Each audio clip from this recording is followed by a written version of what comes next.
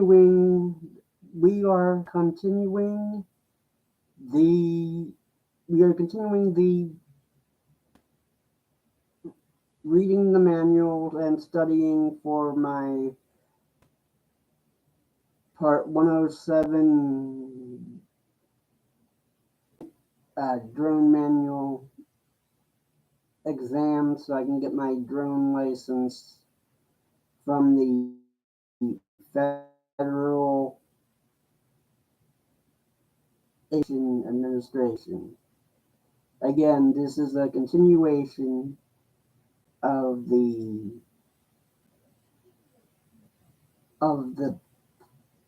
pilot test so I can continue, so I can, get my exam, so I can get my license. Yeah, so we are continuing. Okay, yeah, so here we go, all right?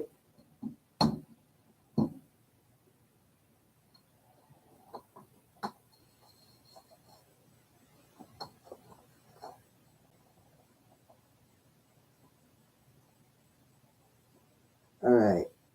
We were on the other airspace areas, if I am not mistaken. So here we go. Other airspace areas is a general term referring to the majority of the remaining airspace. It includes local airport advisory. In parentheses, that would be LAA. Military training route. That is marked as a MTR. Temporary flight restrictions. That would be marked as a TFR.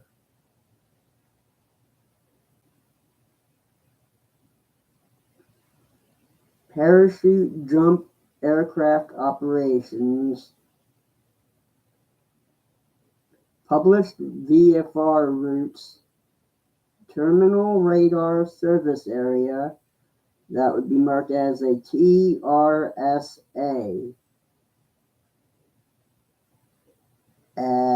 National security area, which would be NSA. Air defense identification zones, ADIZ. Land and water base and need for defense VFR, DVFR. Flight plan to operate VFR in this airspace. Flight restricted zones, FRZ, in vicinity of Capitol and White House. Hello, Strasburg Railroad. You know what to do. Hit the like. It really helps me out. I'm just going to continue reading, okay? Thank you for watching. Everybody who has been watching, thank you. And also hit the like, and I will be I'm going to be reading from this. I don't know what I'm going to do right now. I'm just trying to pass the test, okay? Hopefully I can take some amazing footage, but right now I need to pass. Okay? But thanks for asking.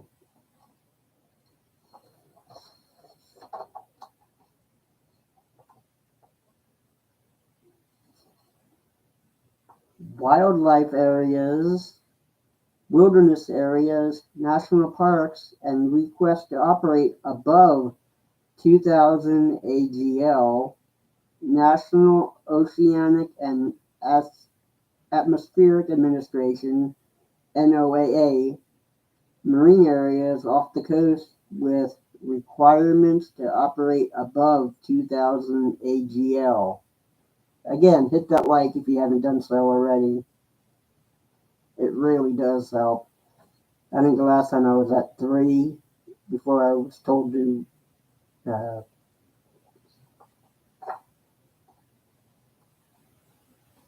That I do not know. Okay?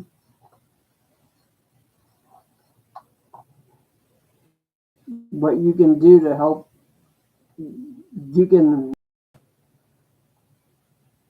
you can help my friend right now who has just lost his father. If you want, I can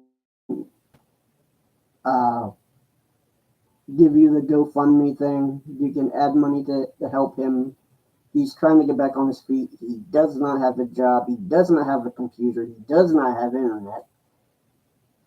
He is like at poverty or below. So when I say you can help him, that would be a real big help.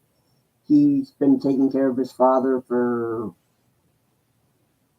the last couple months. His father, lost his battle with cancer, so there's a lot of grieving going on. He's looking for work.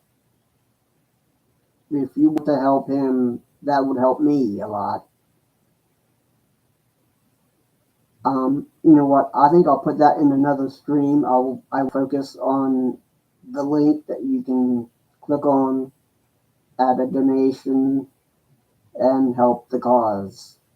Right now, I'm going to be focusing on this drone study guide, okay?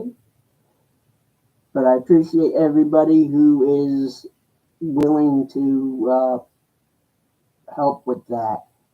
That helps me, which helps you, which helps everybody.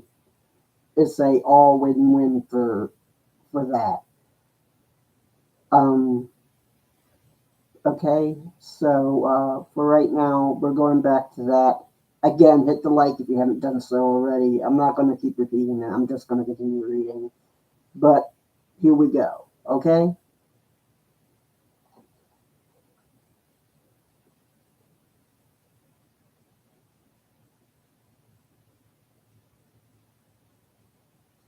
Uh, it okay.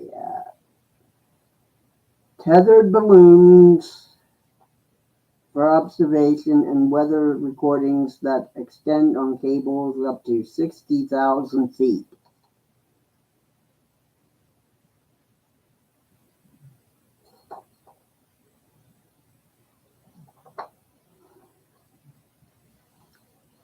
The local airport advisory,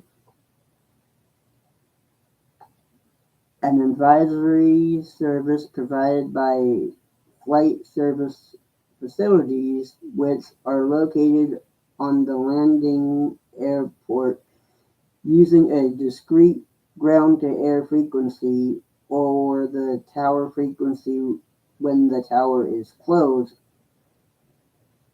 LAA services include local airport advisories, automated weather reporting with voice broadcasting, and a continuous automated surface observing system (ASOS). Automated weather observing stations (AWOS) data display on other continuous direct reading instruments or manual observations available to the specialist.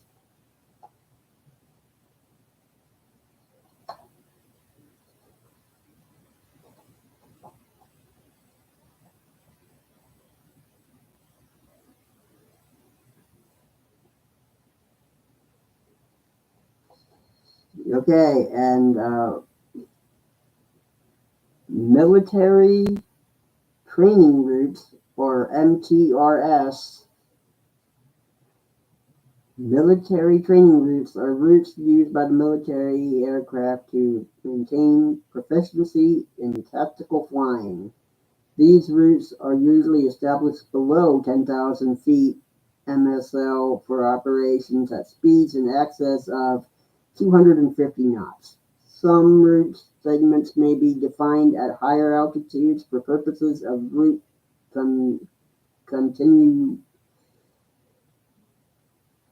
continuity. Routes are identified as IFR or IR and VFR, followed by a number. MTRs with no segment above 1,500 feet are identified by four number characters. I206 or VR1207. MTRs that include one or more segments above 1,500 feet are identified by three number characters. IR206, VR207. IFR low altitude in route charts depict all IR routes and are VR routes that accommodate operations above 1,500 feet AGL. IR routes are conducted in accordance with IFR regardless of weather conditions. VFR sectional charts depict military training activities such as IR, VR, MOA, restricted area, warning area, and alert area information.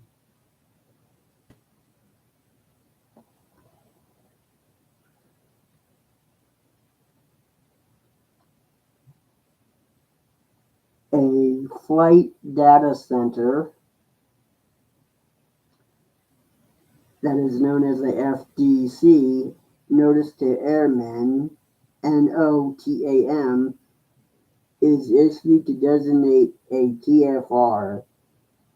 The NOTAM begins with the phrase flight restrictions.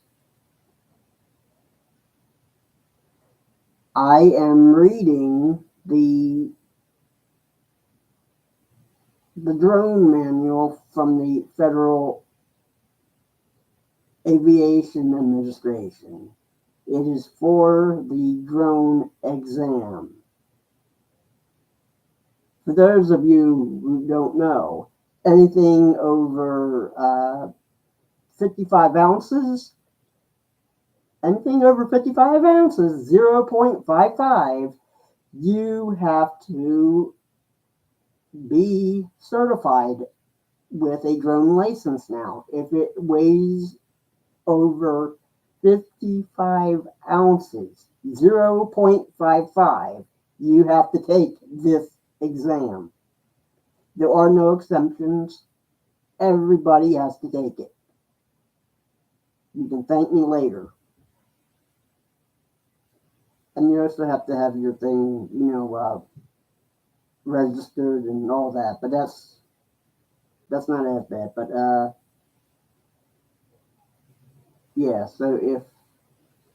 so they're really cracking down on this. So I'm trying to help me out and trying to see if I can help out whoever wants to learn or whoever wants to help me in any shape or form.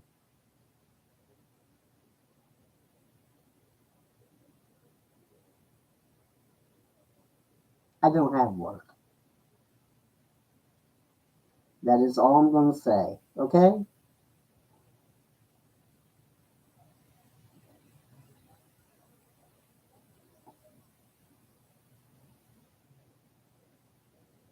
What does it give me access to do? It gives me access to fly drones. And not only that, it also allows me to make money off of them. So when I fly something like a drone at Strasburg Railroad, I can make a little bit of income off of that. Because these drones, the ones I'm looking at flying, they ain't cheap. So I'm trying to do that, okay? Thank you everybody for watching who has been watching. I appreciate that. Again, I do not have work. I'm not going to go into detail.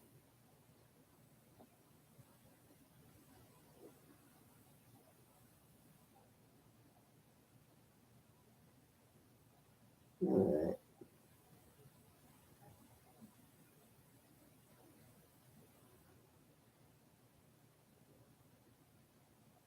Okay, so we were right at the flight. We were at the phrase flight restrictions, followed by the location of the temporary restrictions, effective time period, area defined in.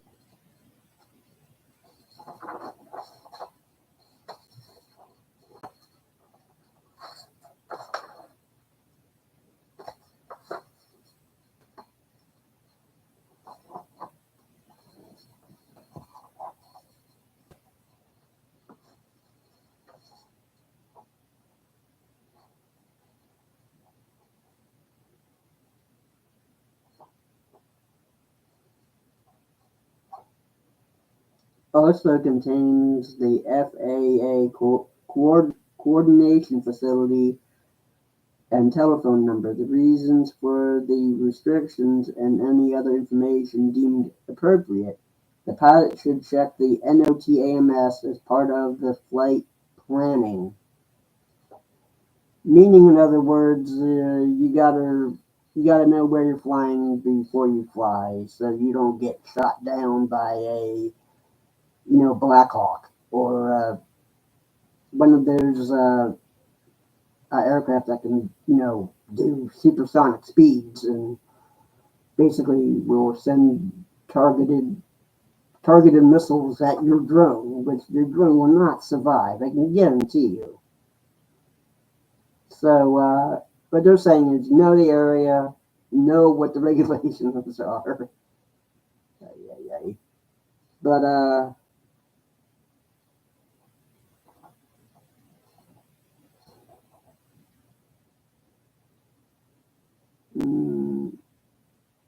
okay. Some of the purpose for establishing TFR are protect persons and property in the air or on the surface from an existing or imminent hazard. This means most likely the president and people who are really up high in power. Provide safe environment for the operation of disaster relief aircraft.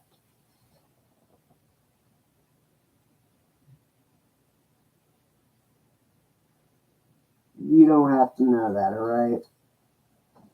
That's on a need to know basis. You don't need to know. End of story.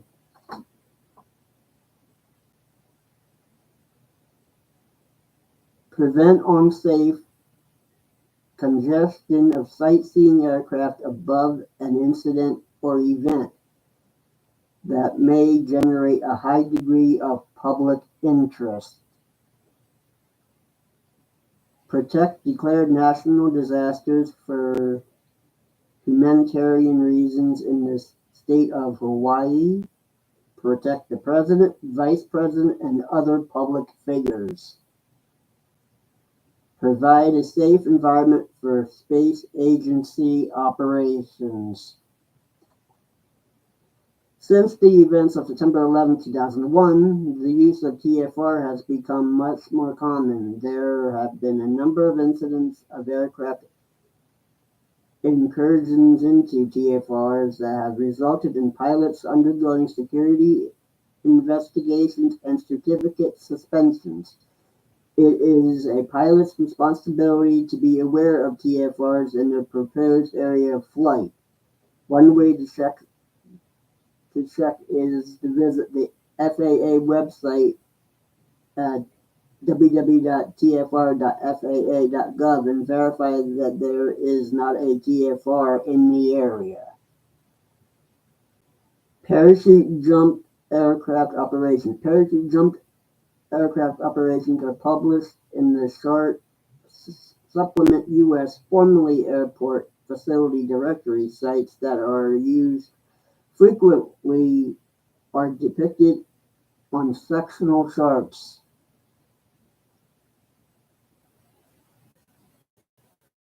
All right.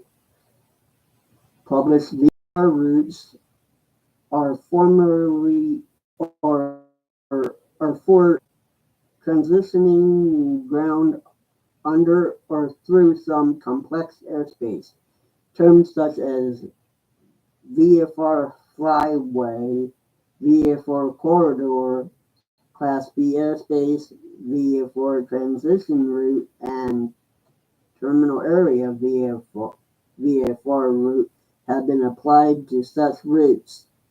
These routes are generally found on VFR terminal area planning charts.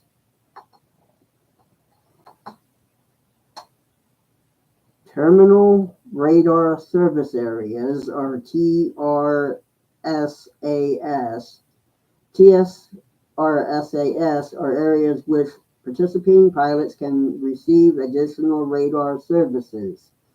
The purpose of the service is to provide separation between all IFR operations and participating VFR aircraft.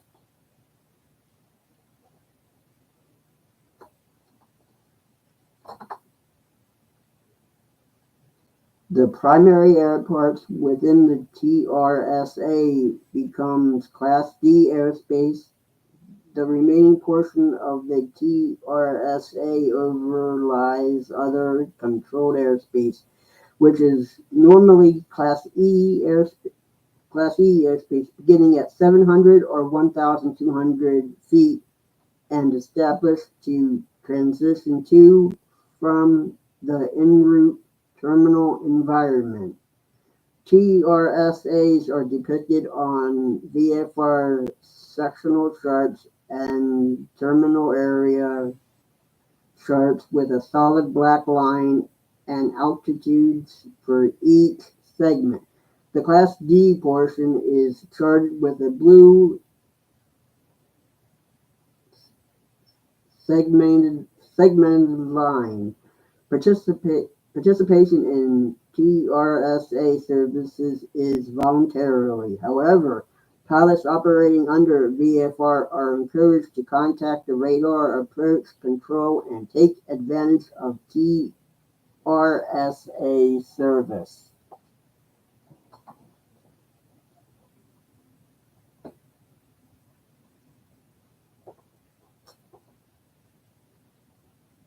Okay, you really want to know? I'm disabled.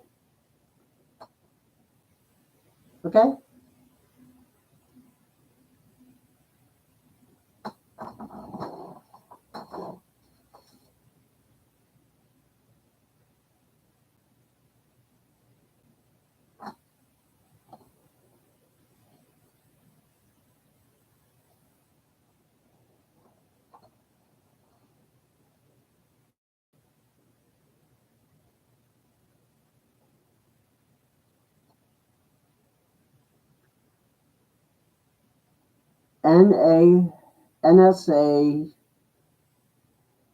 NSAs consist of airspace of defined vertical and lateral dimensions established at locations where there is a requirement for increased security and safety of ground facilities.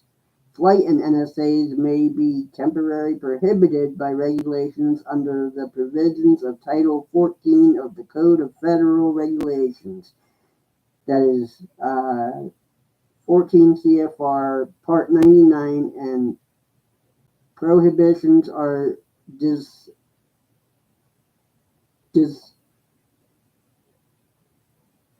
disseminated via NOTAM. Pilots are requested to voluntarily avoid flying through these depicted areas. All right, and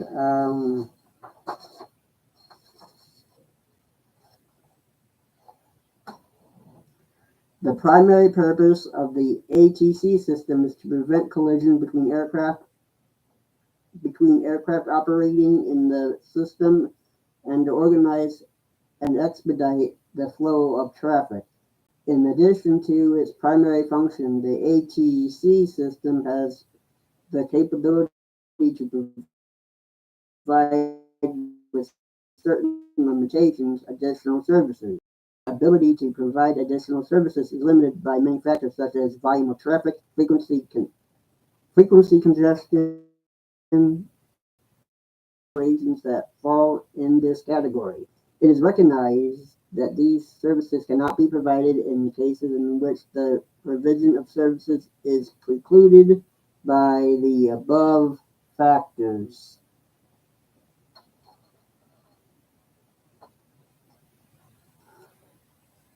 Consistent with the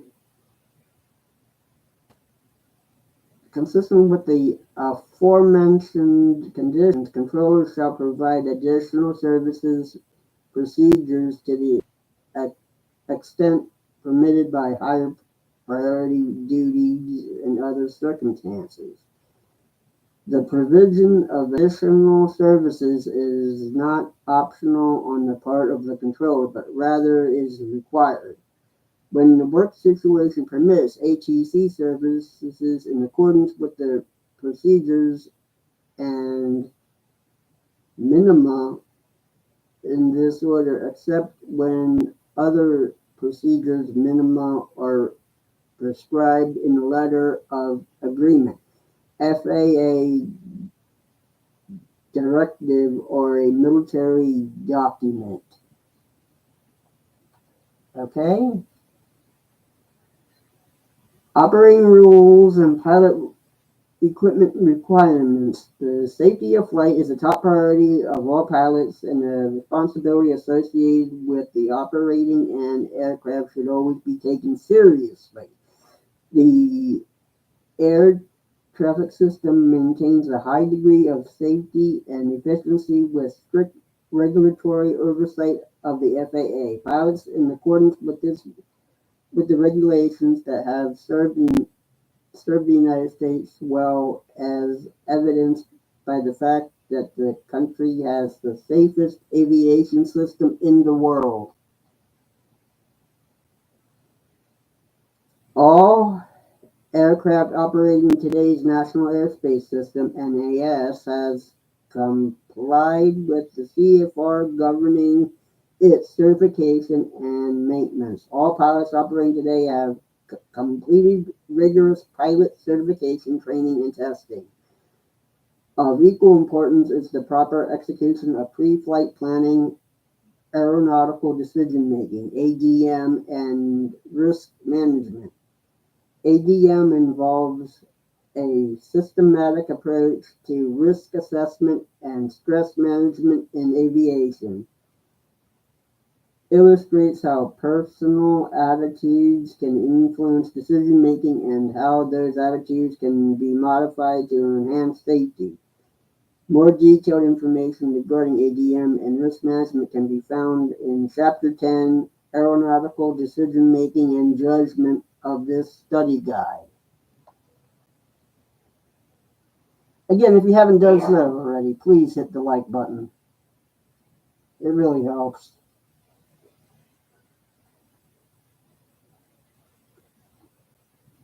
Pilots also comply with the very strict FAA General Operating and Flight Rules as outlined in the CFR, including the FAA's important see and avoid mandate. These regulations provide the historical foundation of the FAA regulations governing the aviation system and the individual classes of airspace.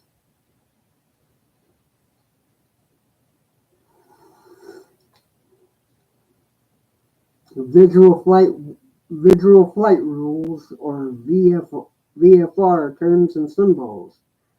Remote pilots need to be familiar with the following information from the FAA Aeronautical Chart Users Guide website. All information in the VFR Terms tab. The following sections under the VFR Aeronautical Chart Systems on the VFR Symbols tab. Airports, space information, navigational, and procedural.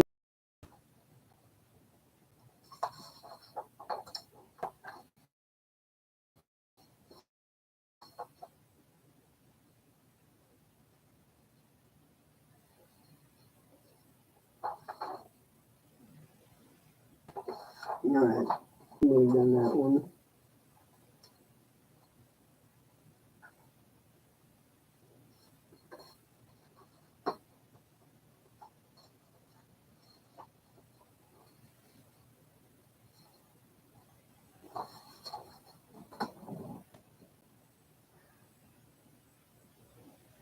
Hydrography and relief are also part of this. Notices to airmen, NOTAMS. Notices to airmen or NOTAMS are time-critical aeronautical information, either temporary in nature or not sufficiently known in advance to permit publication on aeronautical charts or in other operational publications. The information receives immediate dissemination via the National Notice to Airmen (NATM) system. NOTAMS contains current notices to airmen that are considered essential to the safety of flight, as well as supplemental data affecting other operational publications. There are many different reasons that the NOTAMS are issued. Following are some of those reasons. Hazards such as air shows, parachute jumps, kite flying, and rocket launches. Flights by important people such as heads of state. Inappropriate lights on tall structures. Oh, wait. Inoperable lights on tall structures. Temporary erection of obstacles near airfields. Passage of flocks of birds through airspace. A NOTM in this category is known as a bird tam. NOTAMS are available in printed form through subscription from the Superintendent of Documents or online at Pilot Web, which provides access to the current NOTAM information. Local airport NOTAMS can be obtained online from the various websites. Some examples are www.fltplan.com and www.aopa.org slash what's new slash notams.html. Most sites require a free registration and acceptance of terms, but offer pilots updated NOTAMS and TFRs.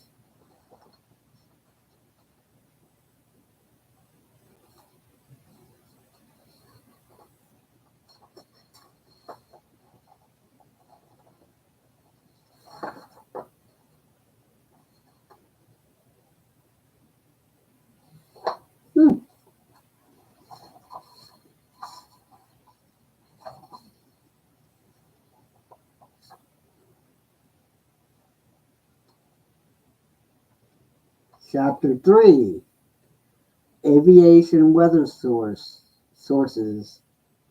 An aviation weather service is a combined effort of the National Weather Service (NWS), Federal Aviation Administration (FAA), Department of Defense (DoD), other aviation groups and individuals. Because of the increasing need for worldwide weather services, foreign weather organizations also provide vital input. While weather forecasts are not 100% accurate, meteorologists, through careful scientific study and computer modeling, have the ability to predict weather patterns through a complex system of weather services, government pilots, and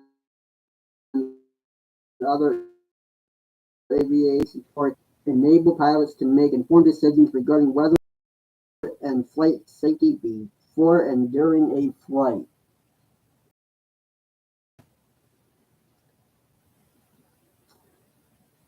Surface aviation weather observations. Surface aviation observations are a compilation of elements of the current weather at individual ground stations across the United States. The network is made up of government and privately contracted facilities that provide continuous up-to-date weather information. Automated weather sources such as the Automated Weather Observing System (AWOS),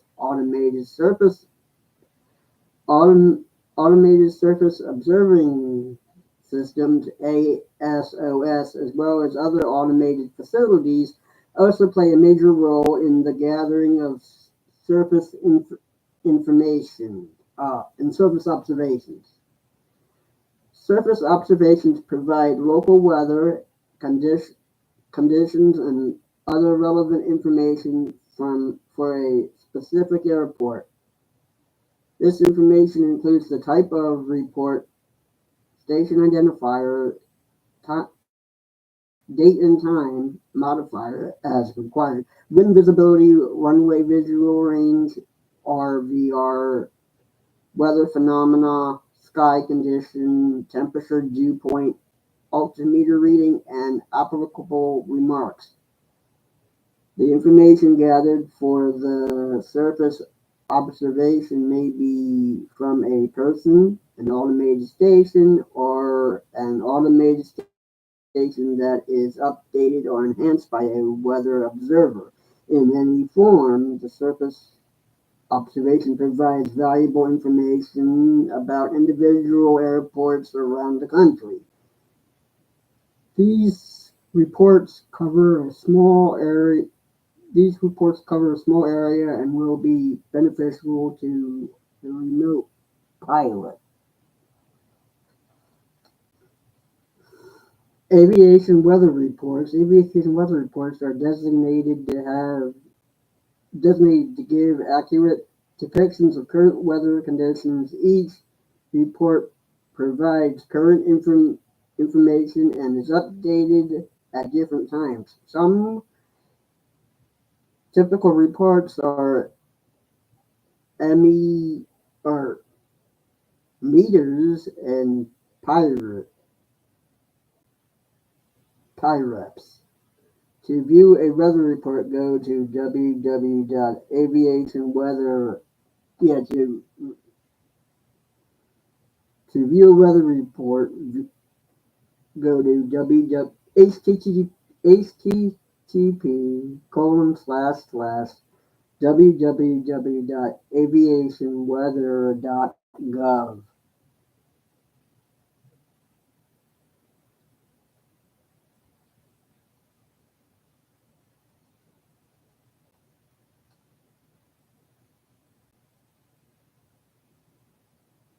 Okay.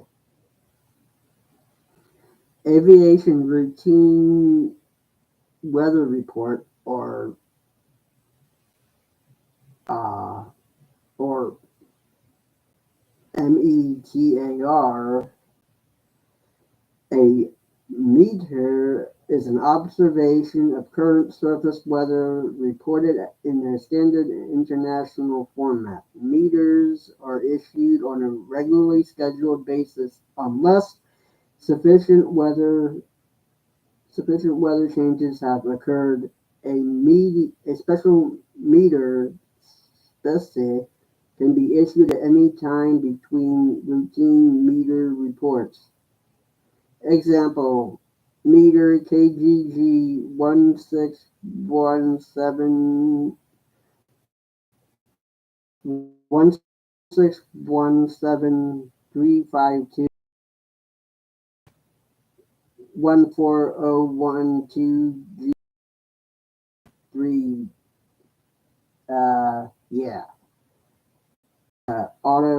14021K.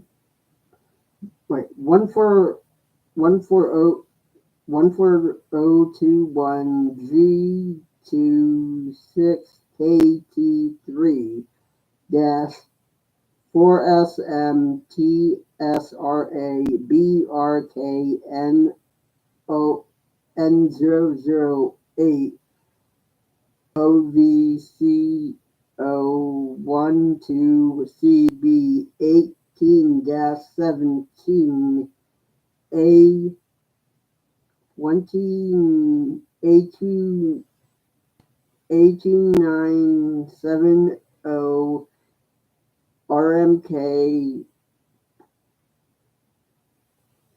PRESFR.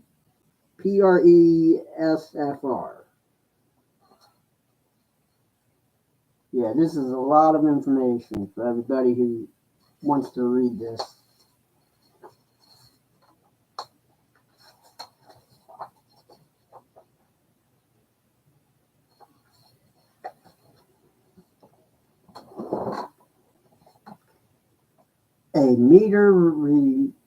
A typical meter report contains the following information in sequential order.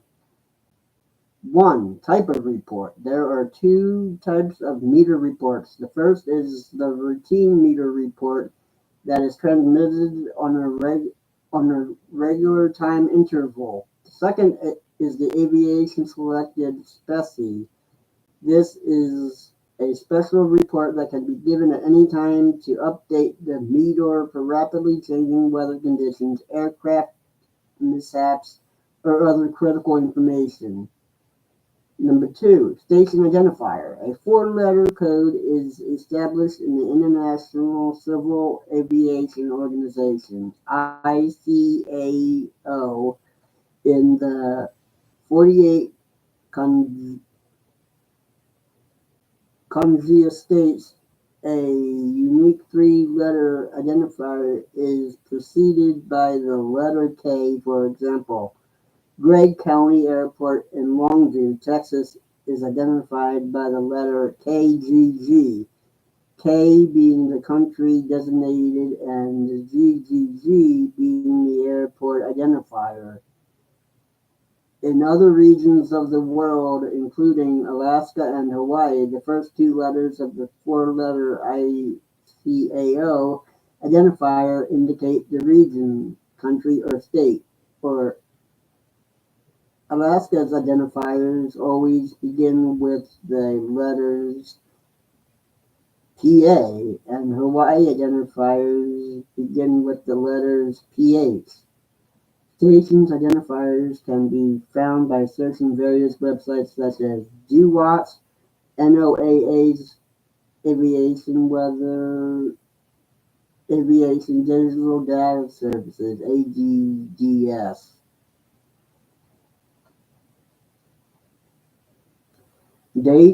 Number 3, date and time of report. Depicted in the 6-digit group 1617532 is the first 2 digits are the date.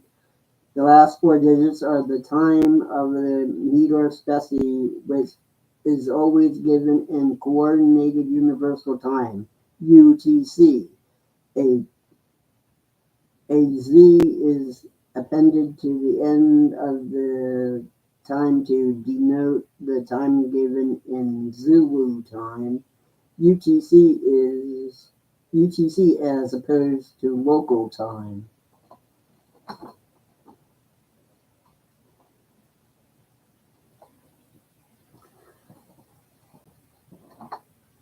Modifier denotes that the meter specie came from an automated source or that the report was corrected. If the notation auto is listed in the meter specie of precipitation sensors employed at the automated station. When modifier COR is used, it identifies a corrected report sent out to replace an earlier report that contained an error. For example, meter KGG 1617532 COR. Wind reports Wind reported with the 5 digits 14021 KT unless the speed is greater than 99 knots, in which case the wind will be reported with 6 digits. The first 3 digits indicate the directions of the true wind is blowing in tens of degrees. If the wind is variable, it is reported with a VRB. The last 2 digits indicate the speed of the wind in knots unless the weather is greater than 99 knots, in which case it is indicated by the 3 digits. If the winds are gusting and the letter G follows, the wind speed G26 KT. After the letter G, the peak gust recorded is provided. If the wind direction varies more than 60 degrees and the wind speed is greater than 6 knots, a separate group of numbers separated by a V will indicate the extremes of the wind directions. Visibility is the prevailing visibility. 1/3/4 SM is reported in the statute of miles as denoted by the letters. SM is reported in both miles and fractions of miles. At times, runway visual range (RVR) is reported following the prevailing visibility. RVR is the distance a pilot can see down the runway in a moving aircraft. When RVR is reported, it is shown with an R, then the runway number followed by a slant, then the visual range in feet. For example, when the RVR is reported as R17L, 14,000 feet, it translates to a visual range of 1,400 feet on runway 17 left. Phenomenon T plus TSRA BR. First, the qualifiers of intensity, proximity, and the description of the weather are given. The intensity may be light with a minus, with parentheses and a hyphen or whatever, moderate, or heavy with a plus. Uh, yeah, or with a plus. Proximity only depicts weather phenomena that are in the airport vicinity. The notation VC indicates a specific weather phenomenon in the vicinity of 5 to 10 miles from the airport. Descriptors are used to describe certain types of precipitation and obscurations.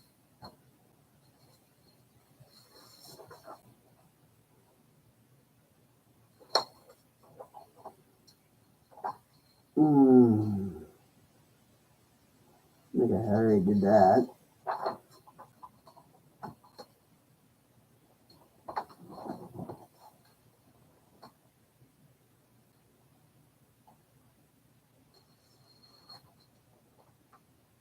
All right.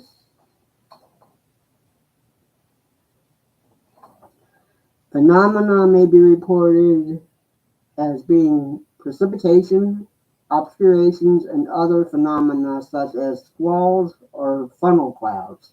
Descriptions of weather phenomena as they begin or end and hailstones are also listed in the remarks sections of the report.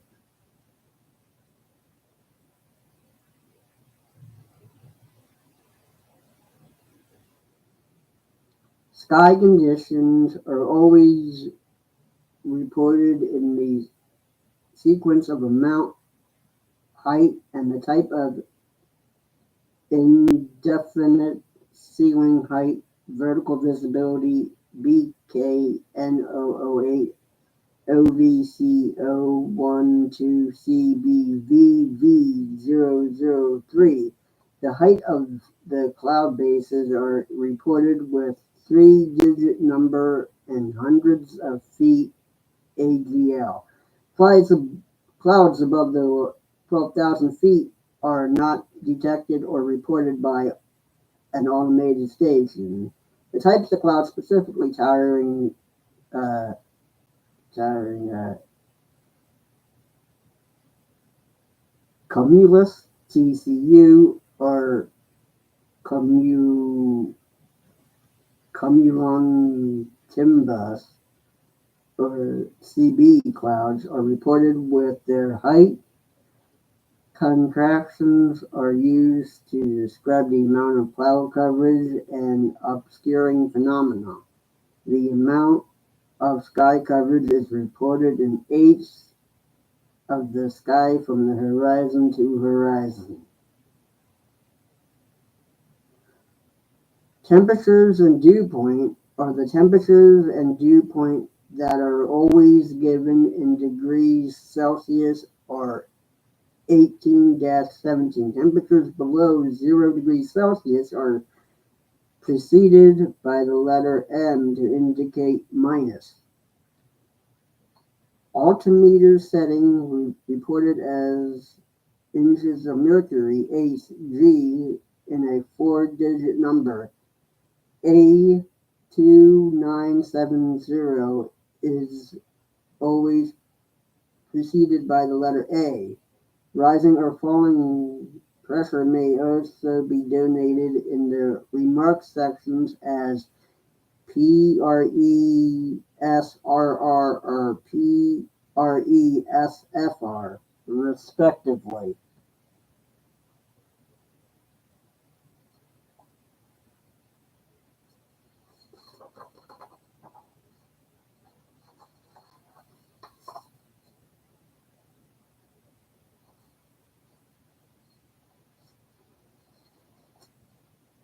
Zulu time, a term used in aviation for UTC, which places the entire world on one time standard. Number 12, remarks. The remark section is comments may or may not appear in the section of the METAR. The information contained in this section may include wind data, variable visibility, beginning and ending times of particular phenomenon, pressure information, and various other information deemed necessary. An example of a remark regarding weather phenomenon that does not fit in any other category would be ONCLTGICCG. This translates to occasional lightning in the clouds and from cloud to ground.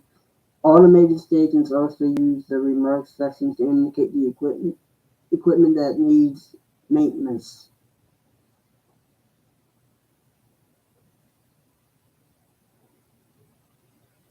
Example: METARKGG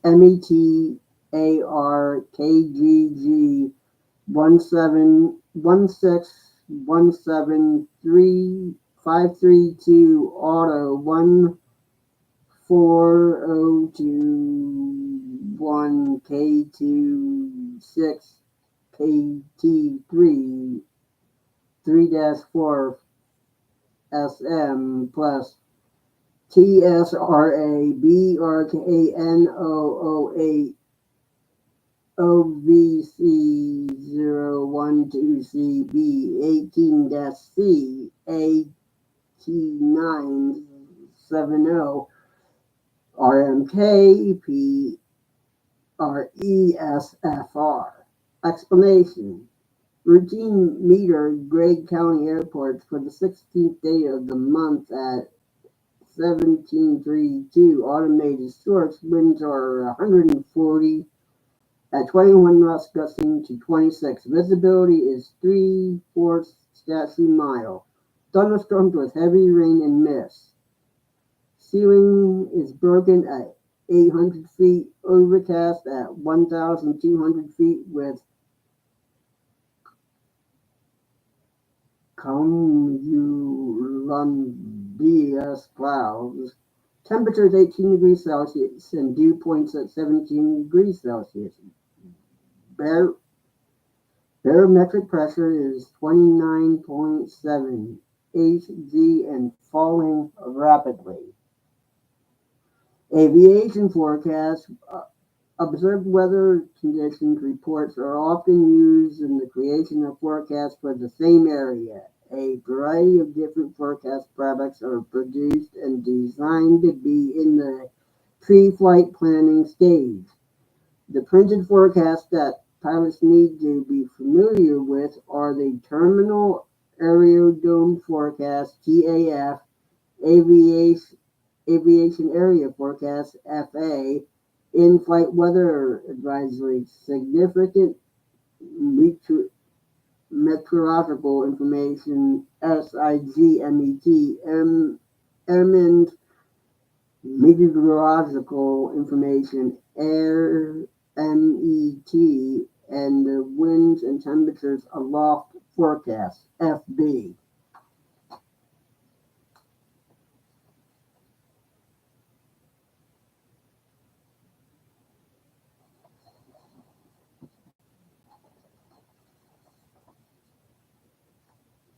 A TAF is a report established for the 5 statute-mile radius around an airport.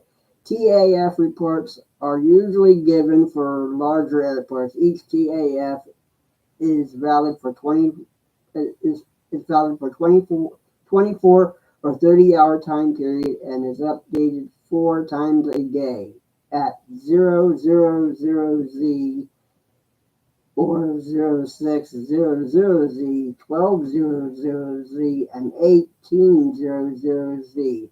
The TAF utilizes the same descriptions and abbreviations as used in the MEDAR report. These weather reports can be beneficiary to the remote pilot for flight planning purposes. The TAF includes the weather information in sequential order. Type of report. A TAF can be either a routine forecast TAF or a amended forecast TAF AMD. 2. ICAO station identifier. Station identifier. The station identifier 0811255Z of TAF origin is given in the 6-number code, with the first 2 being the date, the last 4 being the time. Time is always given in UTC as denoted by the Z following the time hop. Valid. Number 4, valid period, dates, and times. The TAF valid period 0812 0912 follows the date, time of forecast origin group. Scheduled 24 and 30-hour TAFs are issued 4 times per day at 000, 0600, 1200, and 1800Z. The first two digits 08 are the day of the month for the start of the TAF. The next 2 digits 12 are the starting hour UTC. 09 is the day of the month for the end of the TAF, and the last 2 digits 12 are the ending hour UTC of the valid period. A forecast period that begins at midnight UTC is denoted as 00. If the end time of a valid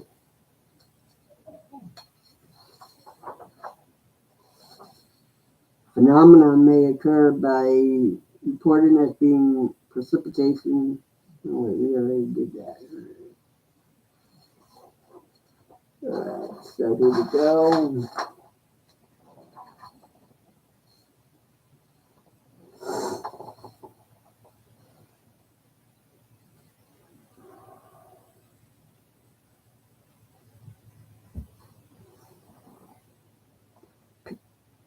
Period is at midnight UTC and anointed as 24. For example, UAO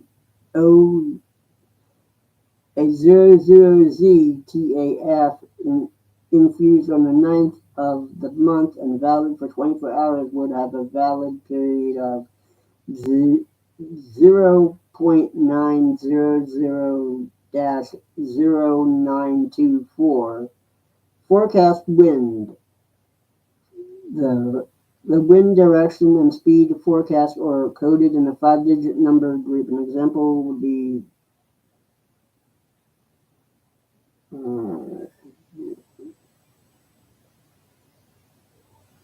okay, yeah, it said that the TAF on the 9th forecast wind.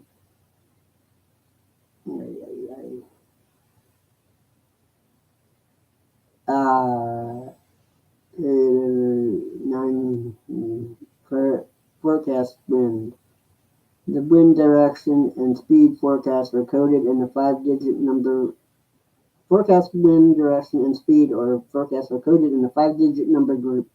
An example would be 15011 KT. The first 3 digits indicate the direction of the wind in reference to true north.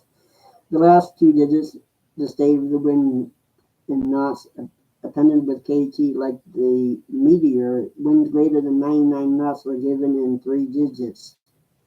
Forecast visibility in the statute of miles and may be in a whole number of fractions. If the forecast is greater than 6 miles, it is coded as PS6M. Forecast significant weather encoded in the TAF reports in the same format as the meteor. Forecast sky conditions in the same format as the meteor, only CB clouds are forecast in the portion of the TAF report, as opposed to the CBs and towering cumulus in the meteor time period. The expected conditions and the time period are included in this group. This information may be shown as from FM and temporary TMPO. FM is used when a rapid and sufficient change is usually within an hour is expected. Tempo is used for temporary fluctuations of weather expected to last less than 1 hour. PR Pro B30 is given a given percentage that describes the probability of thunderstorms and precipitation occurring in the coming hours. This forecast is not used for the first 6 hours of the 24-hour forecast. Examples. It's TAF KPIR 1133 OZ 11 1112-1212 tempo 1112-1114 5SM BRF M1500 105 15G25 G5KT PGSM SCT040 BKN520 FM 120000. 14012 PS.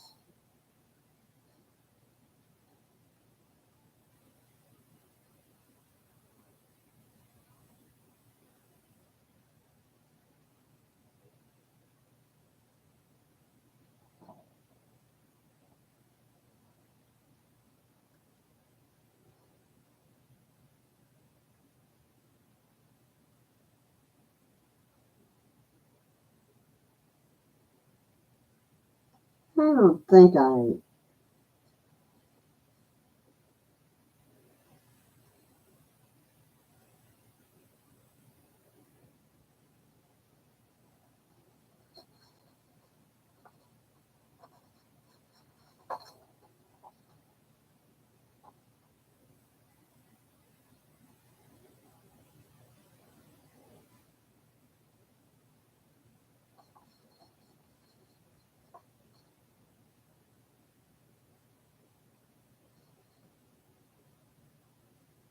Mm,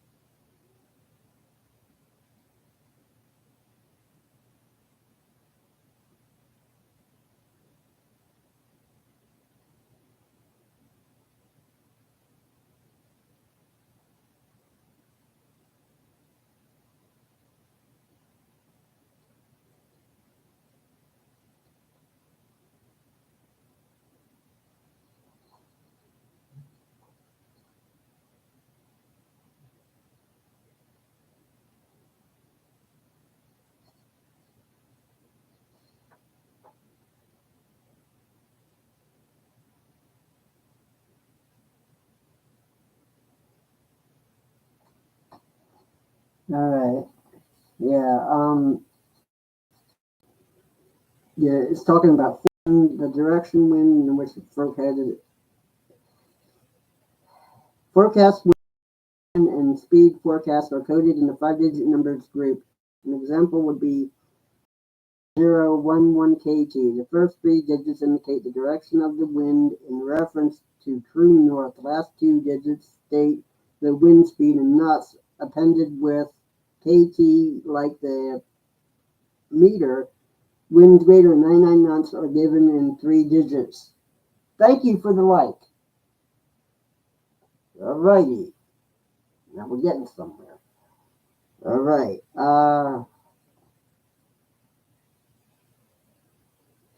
Forecast visibility in the statute of miles, and they may be given a whole number or fractions. Is the forecast is greater than less than 6 miles, it is greater than 6 miles. It is coded as PS P6SM. Forecast significant weather phenomena are coded in the TAF reports in the same format as meteor. Forecast sky condition is given in the same format as the meteor, only CB clouds are forecast in the portion of the TAF report as opposed to CBs in the towering cumulus in the meteor forecast in the meteor. All right.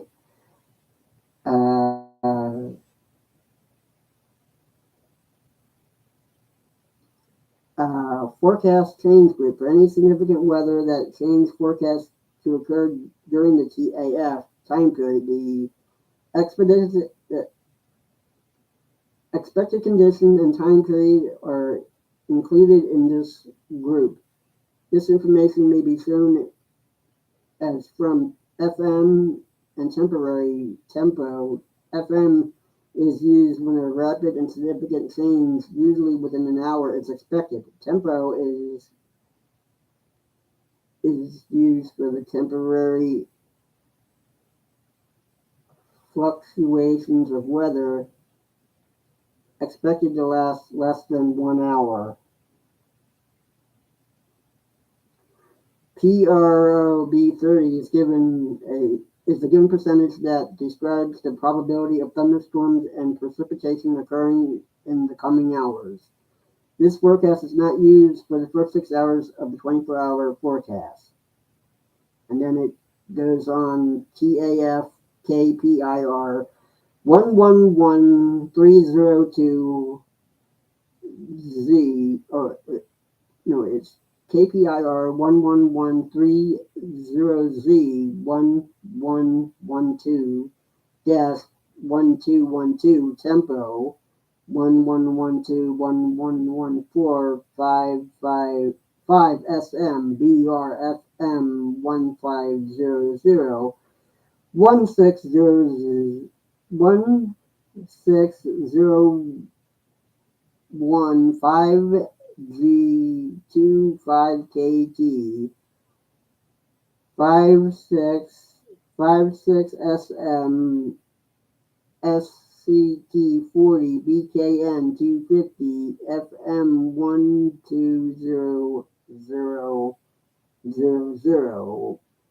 1401 KT PSM BKN 080 OVC 150 PROB 30 1200 1204 1204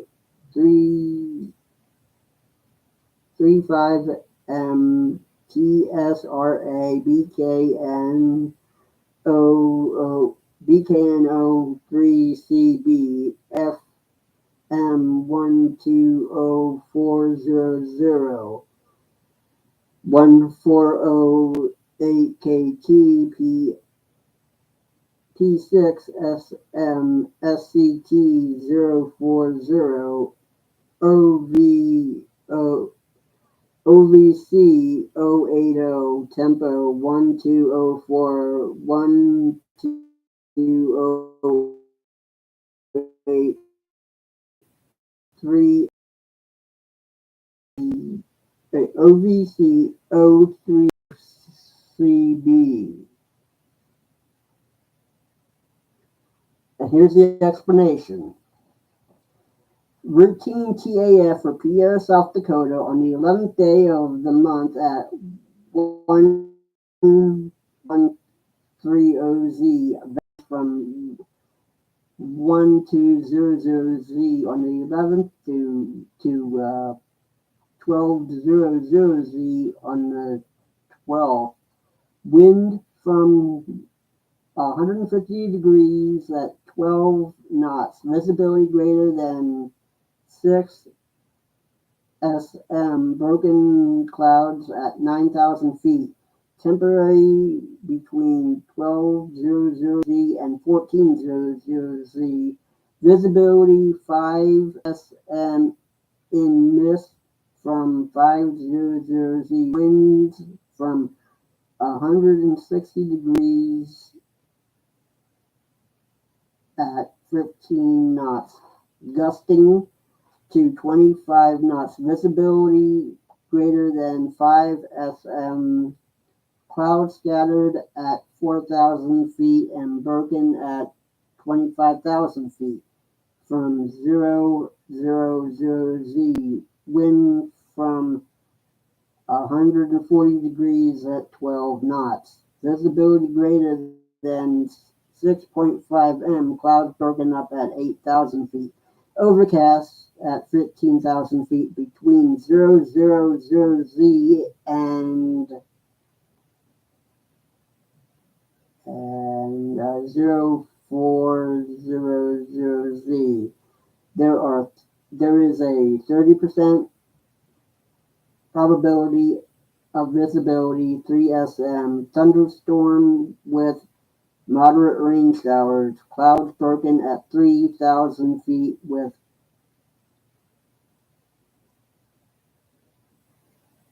cumulonimbus cloud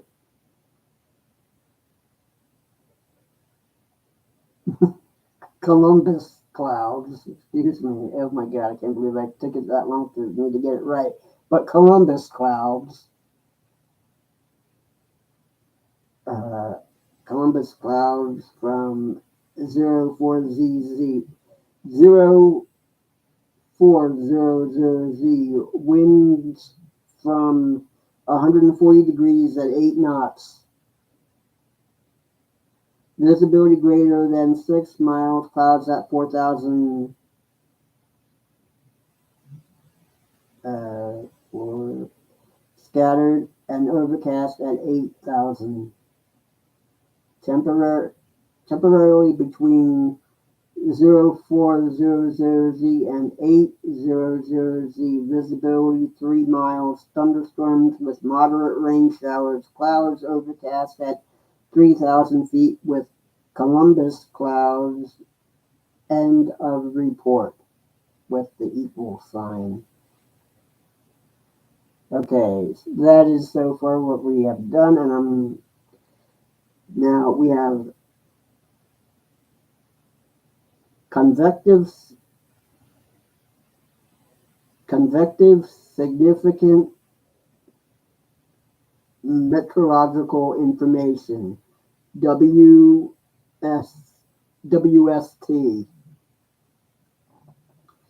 Convective segment are issued for severe thunderstorms with surface winds greater than 50 knots. Hail at the surface greater than or equal to 3/4 of an inch in diameter, or tornadoes. They are also issued to advise pilots of embedded thunderstorms lines or thunderstorms with heavy or greater precipitation than affect 40% or more of a 3,000 square mile or greater region. A remote pilot will find these weather alerts helpful for flight planning.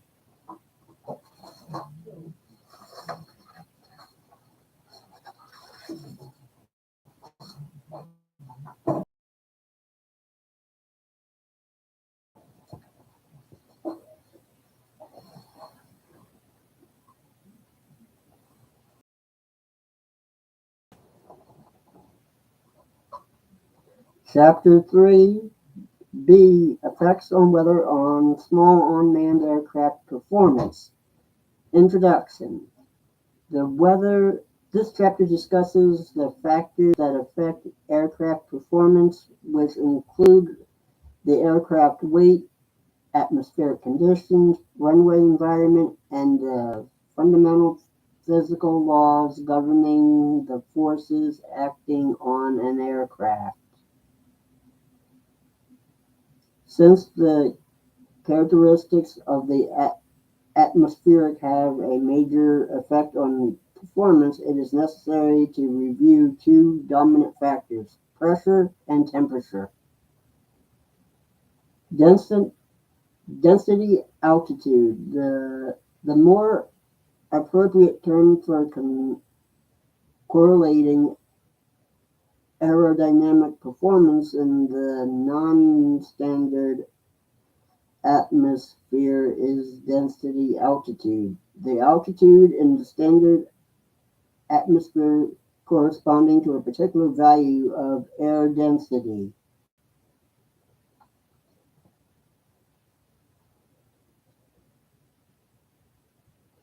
As the density of the air increases, lower density altitude aircraft performance increases.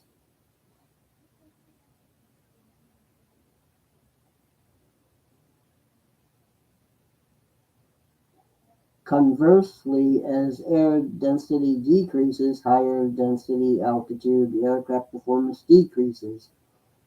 A decrease in air density means a higher density altitude. An increase in air density means lower density altitude. Density altitude has a direct effect on aircraft performance.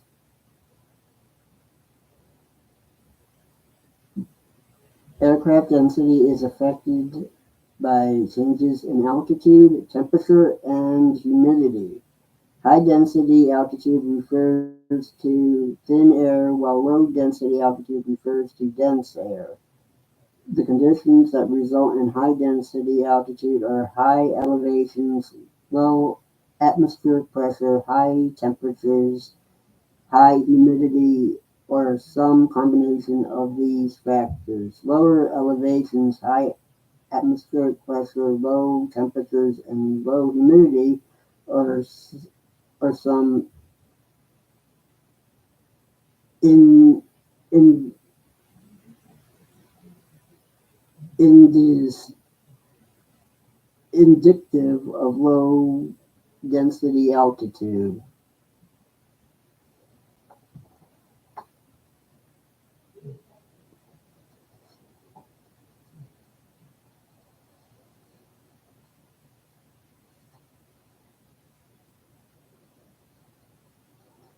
Effects of pressure on density. Since air is a gas, it can be compressed or expanded.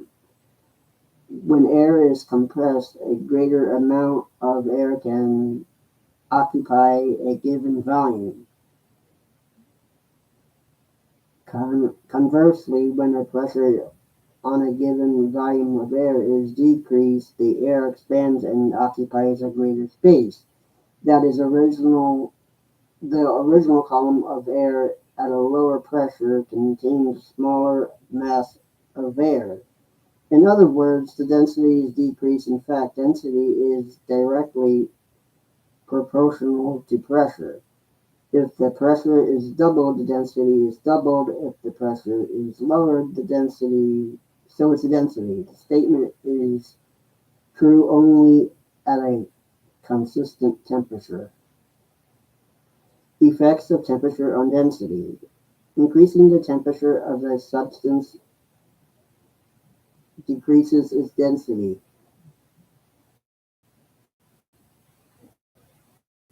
Conversely, decreasing the temperature increases density. Thus, the density of air varies inversely with temperature. This statement is true only at a consistent temperature. In the atmosphere, both temperature and pressure decrease with altitude and have conflicting effects upon density. However, the fairly rapid drop in pressure as altitude is increased usually has the dominant effect. Hence, pilots can expect the density to decrease with altitude.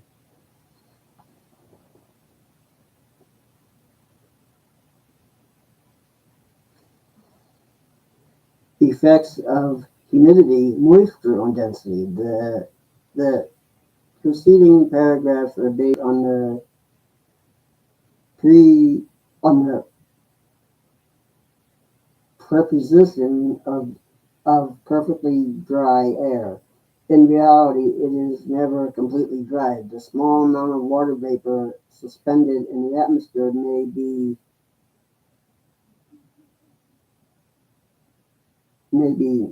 n- negligible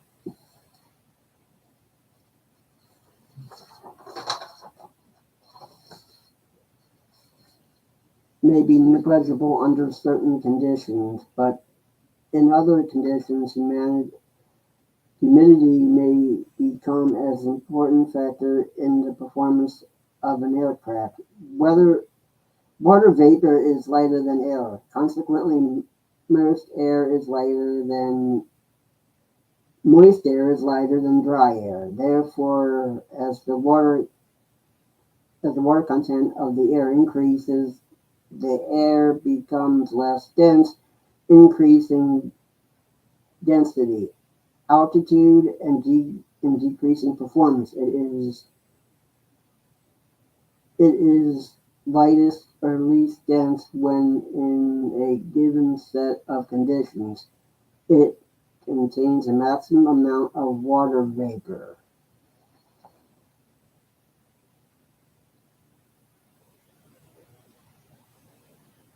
Okay, yeah, so here we go. Um,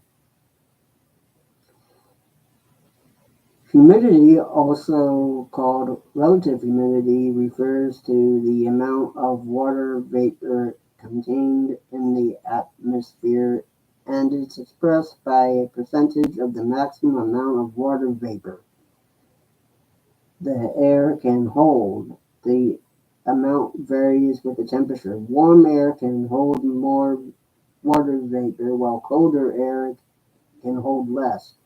Perfectly dry air that contains no water vapor has a relative humidity of 0%, while saturated air that cannot hold any more water vapor has a relative humidity of 100%. Humidity alone is usually not considered an essential factor in calculating density, altitude, and aircraft performance. However, it does contribute. Performance. Performance is a term used to describe the ability of an aircraft to accomplish certain things that make it useful for certain purposes.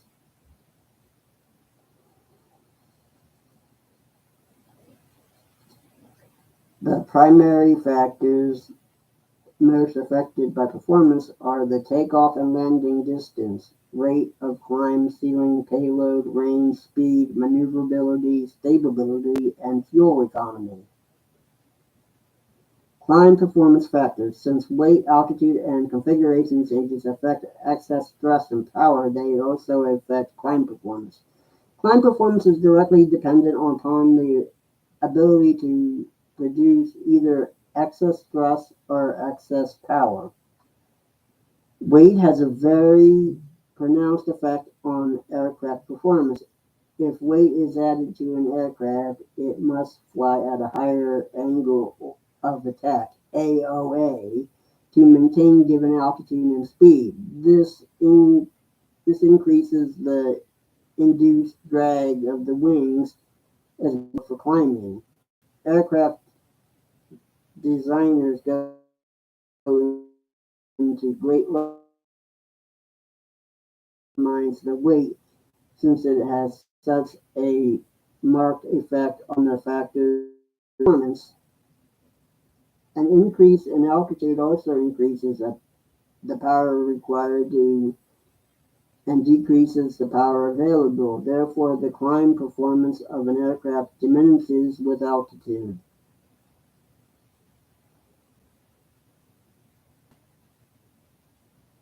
Oh wait. Okay.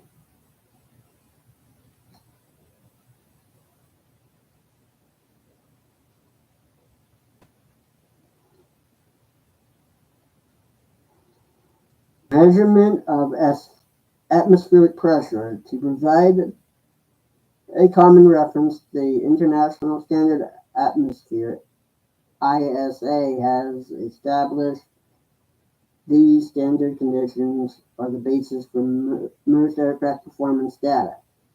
Standard sea level pressure is defined as 29.92 ACE-G, and the standard temperature of 59 degrees 13 degrees Celsius atmospheric pressure is also reported in millibars (MB) with one ACE-G equal to approximately 34 MB. Standard sea level pressure is 1,302 MB. Typical MB pressure readings range from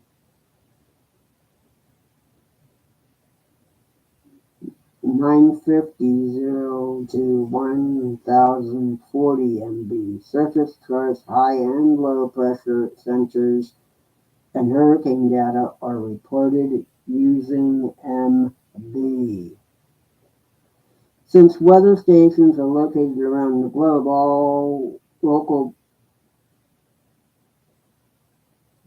all barometric pressure readings are converted to a sea level pressure to provide a standard for all records and reports. To receive this, each station converts its barometric pressure by adding approximately 1 hg for every 1,000 feet.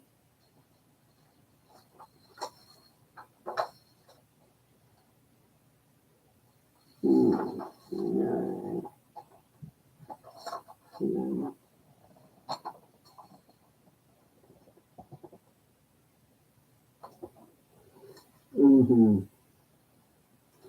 Yeah, 1,000 feet of elevation. For example, a station at 5,000 feet above sea level with a reading of 24.92 Hg reports a sea level pressure reading of 29.92. By tracking by tracking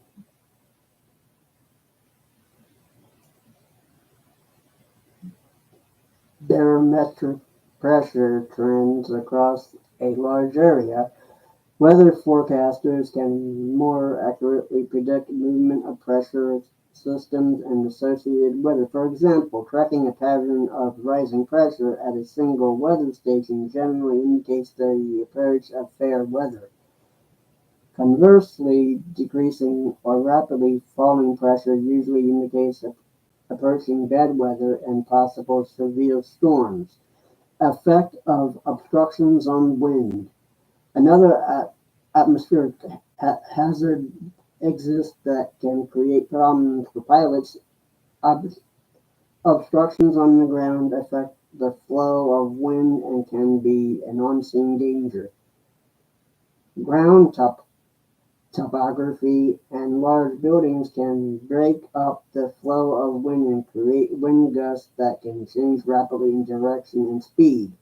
These obstructions range from structures like hangars to large natural obstructions such as mountains, bluffs, or canyons. It depends on the size of the object, affect performance and of any aircraft, and can present a very serious hazard.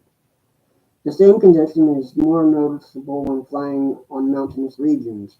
While the wind flows smoothly up the windward side of the mountain and the upward currents help to carry an aircraft over the peak of the mountain, the wind on the leeward side does not act in a similar manner. As the air flows down the leeward of the mountain, the air flows the contour of the terrain and is increasingly turbulent. This tends to push an aircraft into the side of the into the side of a mountain. The stronger the wind, the greater the downward pressure and turbulence becomes. Low wind shear. Low wind shear is some drastic change in wind speed and/or direction over a very small area. Wind shear can subject an aircraft to violent updrafts and downdrafts, as well as abrupt changes to the horizontal movement of the aircraft. While wind shear can occur at any altitude, low-level wind shear is especially hazardous due to the proximity of an aircraft to the ground. Low-level wind shear is commonly associated with passing frontal systems, thunderstorms, temperature inversions, and strong upper-level winds greater than 25 knots.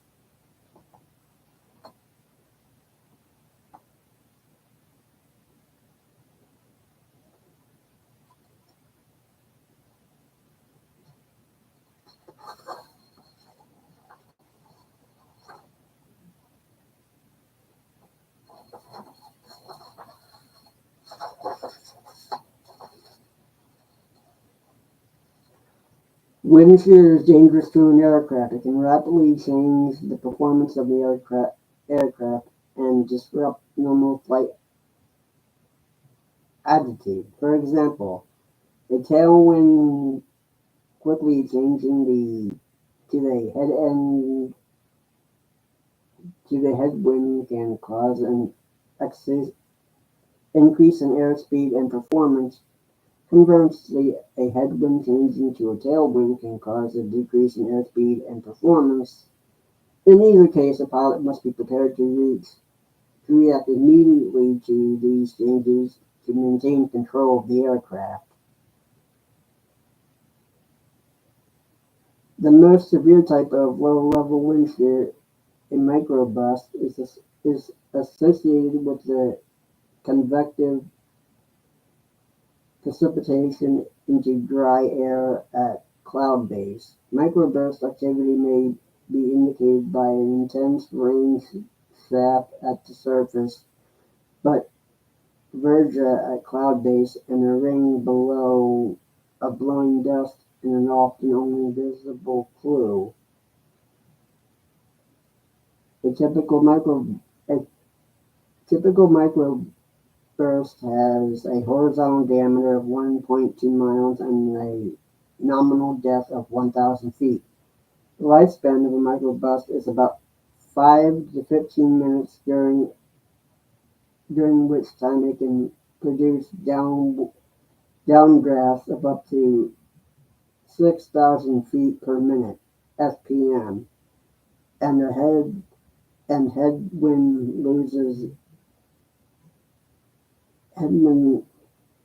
loses of 30 to 90 knots, seriously degrading performance. It can also produce strong turbulence and hazardous wind direction changes. During an inadvertent microburst encounter, the small UA may first experience a performance increasing headwind, followed by a performance decreasing downdraft, followed by a rapidly increasing tailwind. This can result in terrain impact or flight dangerously very close to the ground. An encounter during an approach involves the same sequence of wind changes and could only force the small UA to the ground short of the intended landing area. It is important to remember that any flight at any altitude, while wind shear may be reported, it is often remained undetected and is a silent danger to aviation. Always be alert to the possibility of wind shear, especially when flying in and around thunderstorms and frontal systems. Hello, silly basin balls.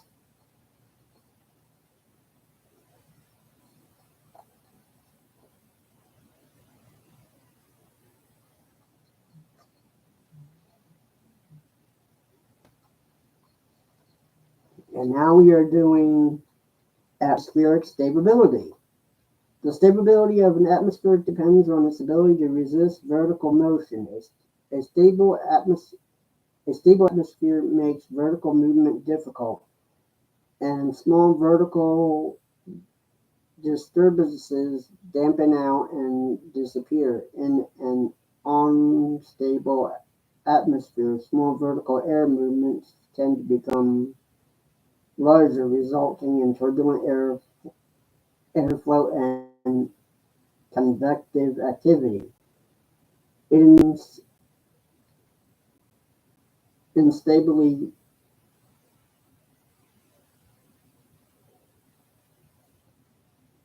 instabil, Instability can, can lead to significant turbulence, extensive vertical clouds, and severe weather.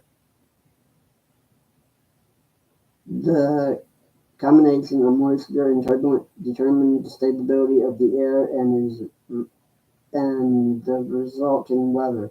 Cool, dry air is very stable and resists vertical movement, which leads to good and generally clear weather. The greater the instability occurs when the weather is moist and warm, as it is in the tropical regions in the summer. Typically, thunderstorms appear on a daily basis in these regions due to the instability of the surrounding air. Inversion: as air rises and expands in the atmosphere, the temperature decreases. There is an atmospheric anomaly that can occur. However, that changes this typical pattern of atmospheric behavior. When the temperature of the air rises with altitude, a temperature inversion exists.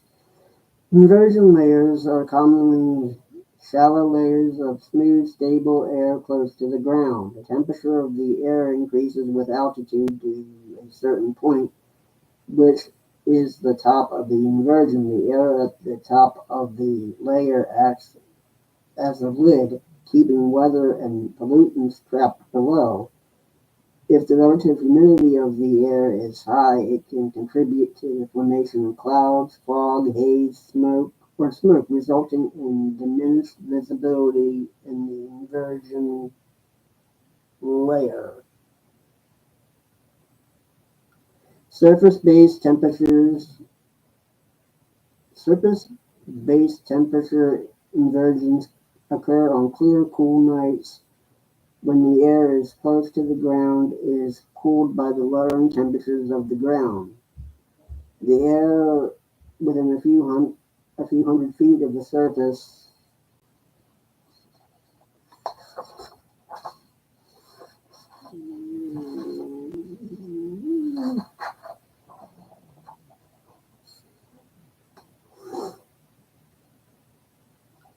becomes cooler than the air above it. Frontal inversions occur. When the warm air speeds over a layer of cooler air, or cooler air is forced under a layer of warmer air.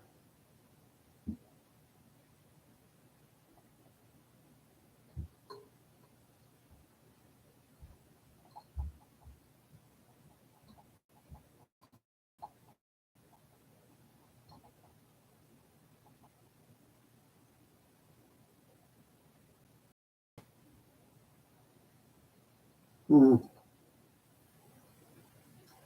Temperature dew point relationship. The relationship between dew point and temperature defines the concept of relative humidity. The dew point, given in degrees, is the temperature at which the air can hold no more moisture. When the temperature of the air is reduced to the dew point, the air completely saturated and moisture begins to condense out of the air in the form of fog, dew, frost, clouds, rain, or snow. If air reaches the saturation point when temperatures and dew point are close together, it is highly likely that fog, low clouds, and precipitation will form. There are four methods by which air can reach the saturation point. First, when warm air moves over a cloud surface, the air temperature drops and reaches the saturation point. Second, the saturation point may be reached when cold air and warm air mix. Third, when the air cools at night through contact with the cooler ground, it reaches its saturation point. The fourth method occurs when the air is lifted or is forced upward in the atmosphere. Dew and frost.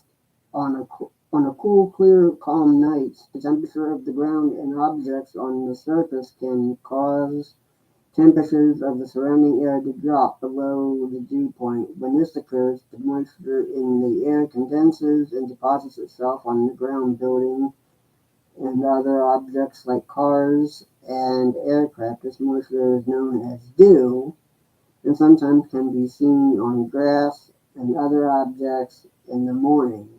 If the temperature is below freezing and the moisture deposits on the form of frost, while dew does not threat us to a small UA, frost can pose a definite flight safety hazard. Frost disrupts the flow of air over the, the, the wing and can drastically reduce the production of lift. It also increases drag, which combined with lower lift production can adversely affect the ability to take off. A small UA must be thoroughly cleaned and free of frost prior to beginning of flight.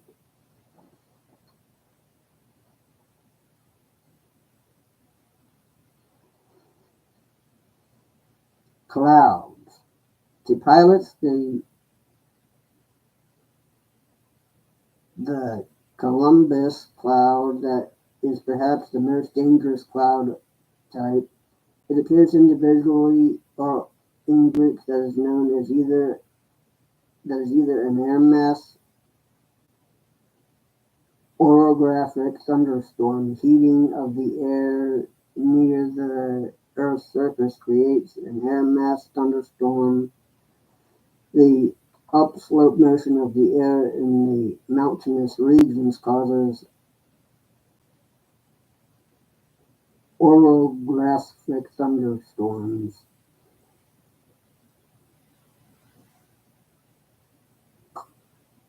Cumulonimbus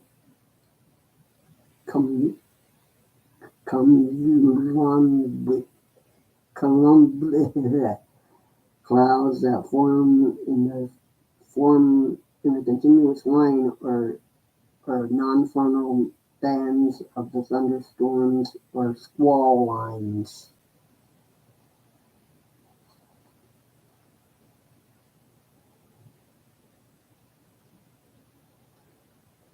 Since rising air currents cause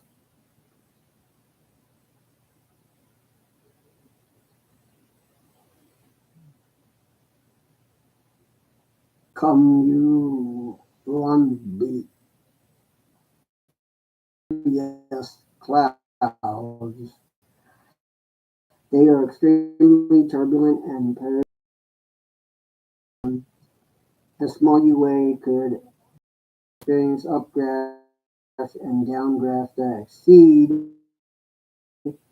3,000 fpm. In addition, thunderstorms can produce large hailstones, damaging lightning, tornadoes, and large quantities of water, all of which potentially hazardous to an aircraft.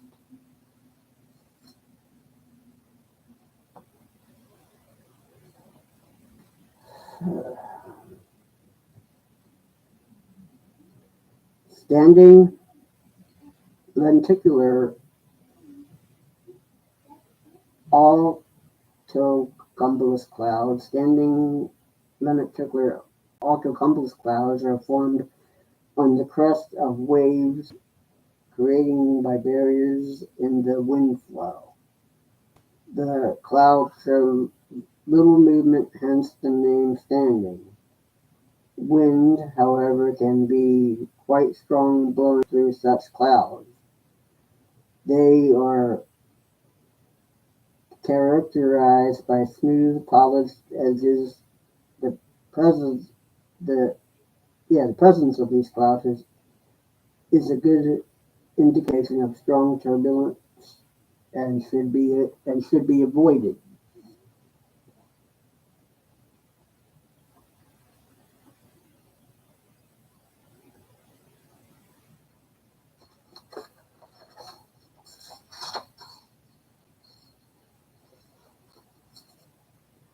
Stability of an air mass determines its typical weather characteristics. When one type of air mass overlies another, conditions change with height. Characteristics typical of an unstable and a stable air mass are as follows: cumulus clouds, straight form clouds, and fog. Uh, showery precipitation, continuous, unstable air,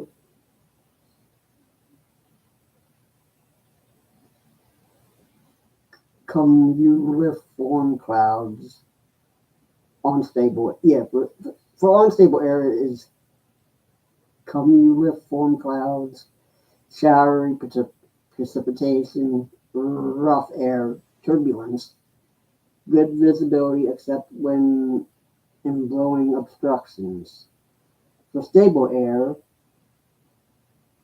stratiform clouds and fog, continuous precipitation, smooth air, fair to poor visibility, and haze and smoke.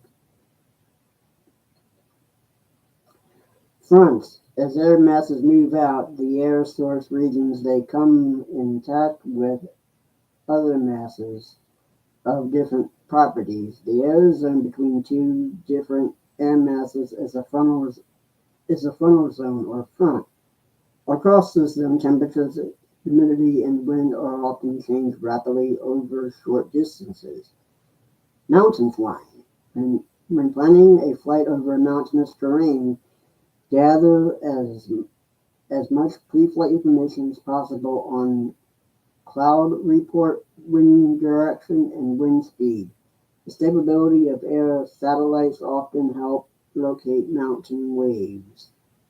Adequate information may not always be available, so remain alert for signposts in the sky. Wind at mountain top level in excess of 25 knots suggests some turbulence. Wind in excess of 40 knots across a mountain barrier dictates caution. Stratofield clouds mean stable air. Standing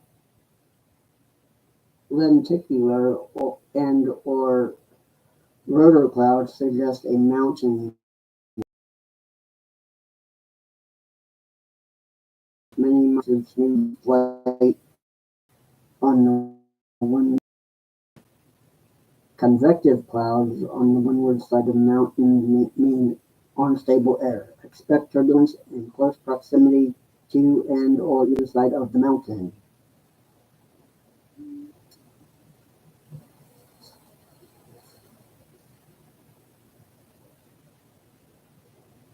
Structural icing.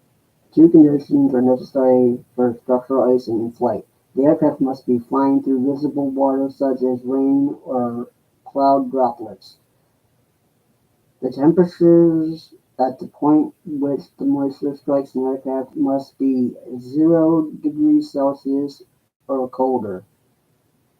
Aerodynamic cooling can lower temperatures of an airfoil to 0 C even though the ambient temperature is a few degrees warmer. Thunderstorm life cycle. A thunderstorm cell during its life cycle can progress through three stages: the cumulus, the mature, and the dissipating. It is vitally impossible to visually detect the transition from one stage to another. The transition is subtle and by no means abrupt.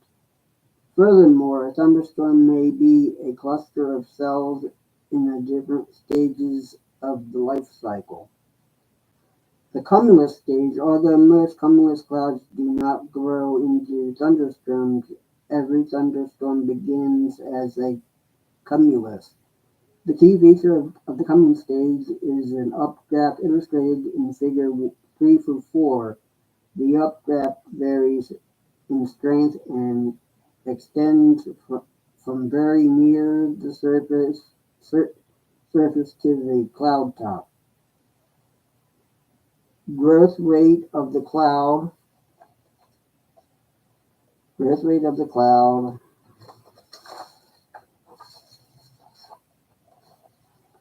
becomes cooler than the air above it. Frontal inversions occur. When warm air speeds over the layer of cooler air, or cooler air is forced under a layer of warmer air. Wait, we already did this. Never mind.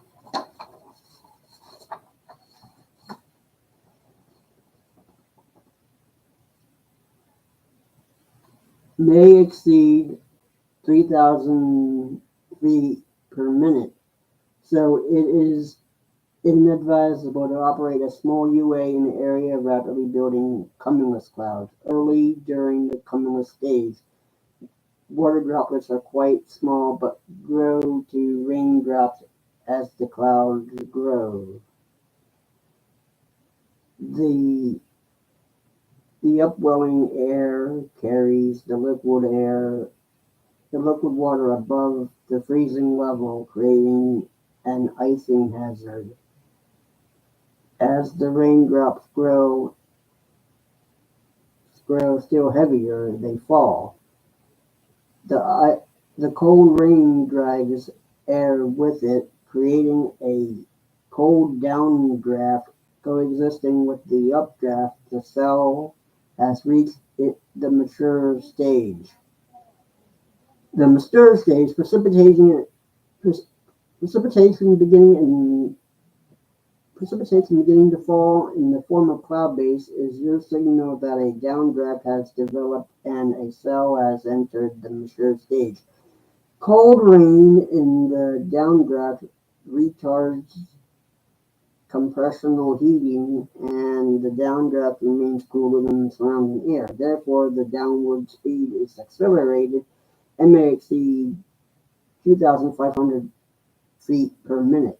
The, the downrushing airspeed outward at the surface, as shown in Figure 3 to 4, producing strong gusty and surface winds at a sharp temperature drop and a rapid rise in pressure. The surface wind surge is a plow wind and is leading edge is the first maximum with speeds possibly exceeding 6,000 feet per minute. Updrafts and downdrafts pro impose in close proximity create strong vertical shear in a very turbulent environment. All thunderstorm hazards reach their greatest intensity during the mature.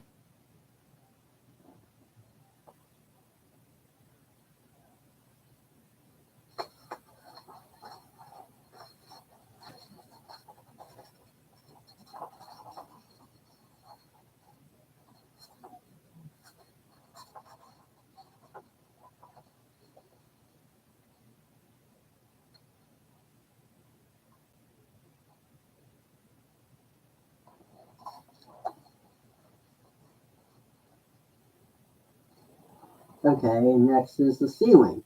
For aviation purposes, the ceiling is the lowest layer of clouds reported as being broken or overcast, or the vertical visibility into an obstruction like fog or haze. Clouds are reported as broken when 5/8 to 7/8 of the sky is covered with clouds. Overcast means the entire sky is covered with clouds. Current ceiling information is reported by the Aviation Routine Weather Report (METEOR) and automated weather stations of various types. Visibility, closely related to the cloud cover and reported ceilings, is visibility information.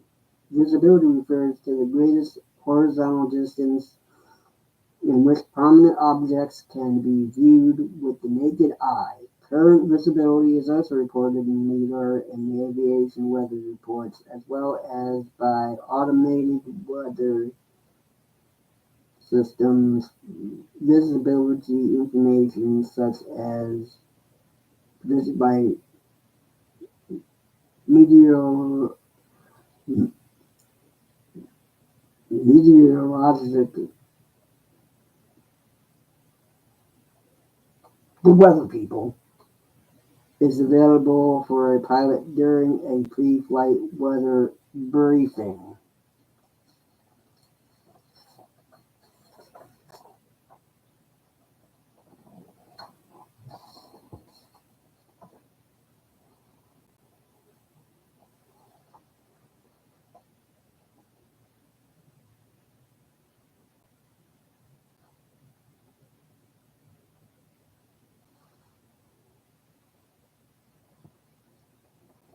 Mhm.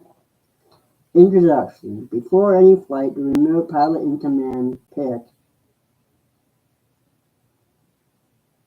The remote pilot in command pick should verify the aircraft is correctly loaded by determining the weight and balance condition of the aircraft. An aircraft's weight and balance restrictions established by the manufacturer or the builder should be closely followed. Compliance with the manufacturer's weight and balance limits is critical to flight safety. The remote pick must consider the consequences of an overweight flight if an emergency condition arises. Although a maximum gross takeoff weight may be specified, the aircraft may not always take off with this load under all conditions. Conditions that affect takeoff and climb performance, such as high elevations, high air temperatures, and high humidity, high density altitudes may require a reduction in weight before the flight is attempted. Although factors to consider prior to takeoff are runway launch and area length, surface slope, surface wind, and the presence of obstacles. These factors are these factors may require a reduction in weight prior to flight. Weight changes during flight also have a direct effect on aircraft performance. Fuel burn is the most common weight change that takes place during flight. As fuel is used, the aircraft becomes lighter and performance is improved. But this could have a negative effect on balance. In a small UA operation, weight change during flight may occur when expendable items are used on board, such as a jettisonable load. What? Ay, ay, ay. Adverse balance conditions, a weight distribution may affect the flight characteristics in such much as the same manner as those mentioned for an excessive weight condition. Limits for the for the location of the center of gravity (CG) may be established by the manufacturer.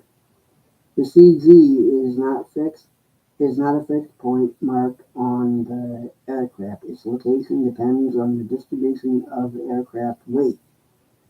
As valuable load items are shipped or expended, they may be a there may be a resultant location. The remote pick should determine how the CG will shift and the resultant effects on the aircraft. If the CG is not within the allowable limits after loading or does not remain within allowable limits for safe flight, it will be necessary to relocate or shed some weight before flight is attempted. Weight.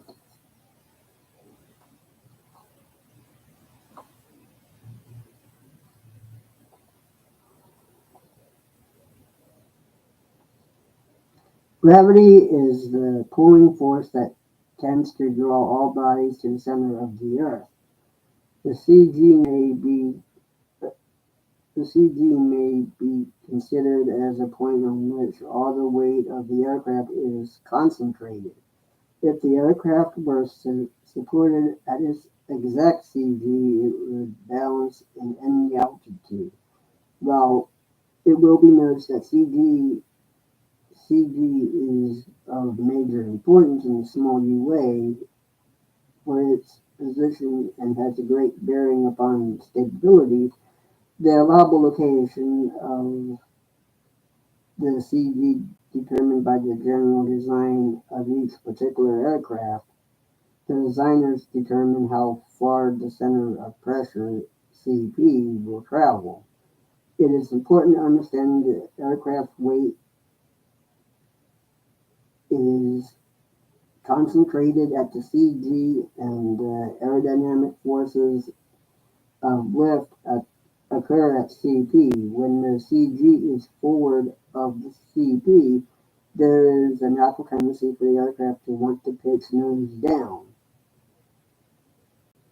If the CP is forward of the CG, of the nose up pitching movement is created. Therefore, designers fix after limit of the CG of the CP when the corresponding flight speed in order to retain flight equilibrium. Equilibrium. Equilibrium. Weight has a definite relationship to the lift. This relationship is simple but important to understand the aerodynamics of lifting. Lift is the upward force on which the wing acting perpendicular to the relative wind and perpendicular to the aircraft's lateral axis. Lift is required to counteract the aircraft's weight.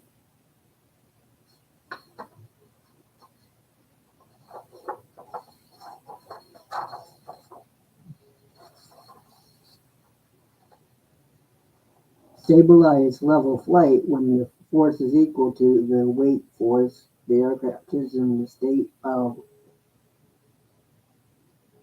equilibrium, neither accelerates upward or downward. If lift becomes less than weight, if lift becomes less than weight, the vertical speed will decrease.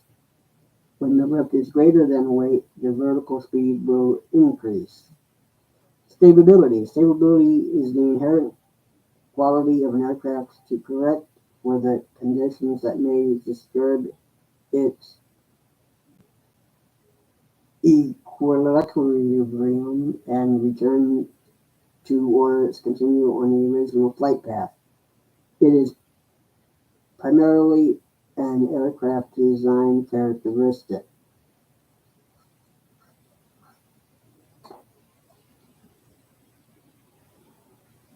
Stability in the aircraft affects two areas significantly: maneuverability, the quality of an aircraft that permits it to be maneuvered easily and to withstand the stresses imposed by maneuvers.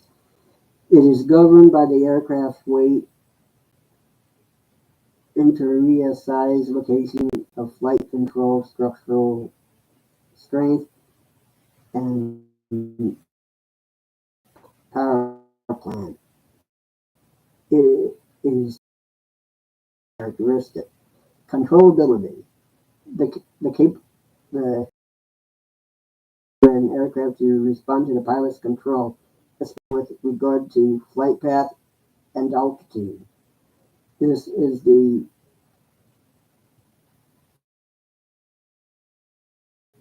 This is the quality of the aircraft's response to the pilot's control application when maneuvering the aircraft, regardless of its stability characteristics.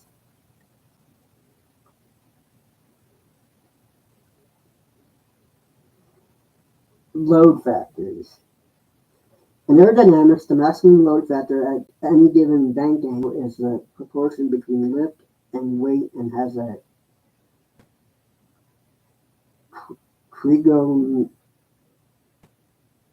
trigonometric relationship. The load factor is measured in G's, acceleration of gravity. A unit force to equal to the force exerted by gravity on a body at rest indicates the force to which a body is subjected when it is accelerated. Any force applied to an aircraft to deflect its flight from a straight line produces stress on the structure. The amount of this force is the load factor, while a course in aerodynamics is not prerequisite for obtaining a remote pilot certificate. The competent pilot should have a solid understanding of the forces that act on the aircraft, the, the advantageous use of these forces, and the operating limitations of the aircraft being flown. For example, a load factor of 3 means that the total weight load of an aircraft structure is 3 times its weight. Since the load factors are expressed in terms of G's, a load factor of 3 may be spoken as 3 G's or a factor of 4 G's. With the structural design of an aircraft plane to withstand only a certain amount of overload, a knowledge of load factors has become essential for all pilots. Load factors are important for 2 reasons. It is possible for a pilot to impose a dangerous overload on the aircraft structures. 2. An increased load factor increases the stalling speed and makes stalls possibly at seemingly safe flight speeds.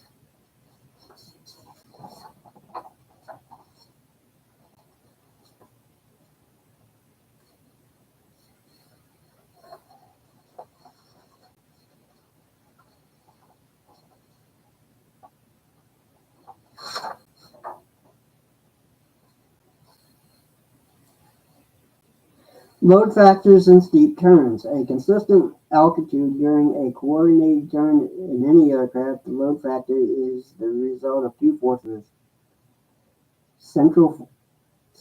centrifugal force and weight. For any given bank angle, the rate of turn varies with the airspeed. The higher the speed, the slower the rate of turn, ROT. This compensates for additional centrifugal force, allowing the load factor to remain the same.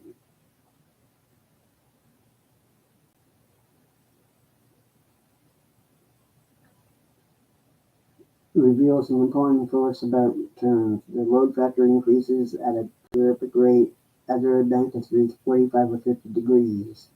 The load factor for any aircraft in a coordinated level turn at 60 degrees bank is 2 G's. The load factor in an 80 degree bank is 5.76 G's. The wing must produce equal lift to these load factors if altitude is to be maintained. It should be noted, however, how rapidly the line denoting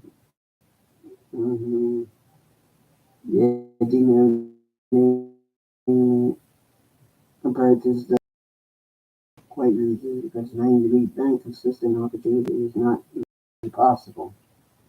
An aircraft may be banked at 90 degrees in the coordinated turn if not trying to hold altitude. An aircraft that can be in a 90-degree bank slipping turn is capable of a straight knife edge flight. A slightly more than 80 degrees load factor exceeds the limit of 6 G's, the flight low limit factor of an acrobatic aircraft.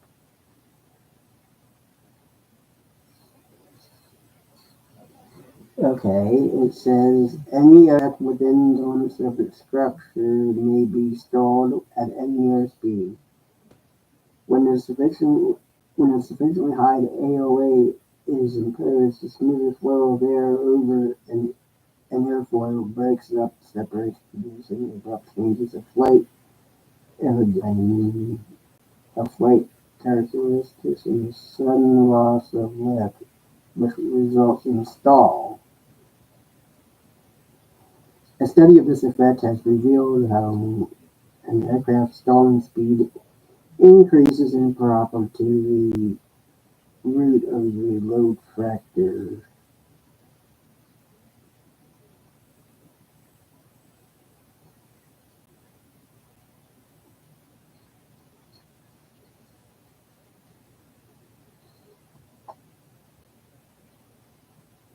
This means an aircraft with a normal unaccelerated stalling speed of 50 knots can be stalled at 100 knots by including the load factor of 4 Gs. It could also be installed at speed of 100 knots. So pilots should be aware of the danger of inadvertently stalling the aircraft by increasing the load factor as a steep turn or spiral. Uh, Figures 4.2 and 4.3 show the banking of an aircraft greater than 72 and increased stern procedures at a load factor of 3. This turning with a normal on its own.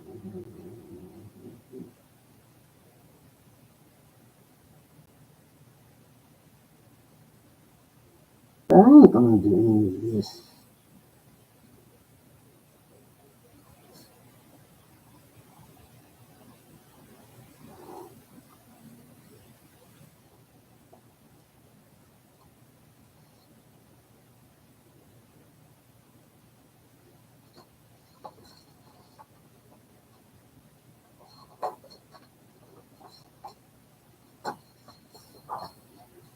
Yeah, it's.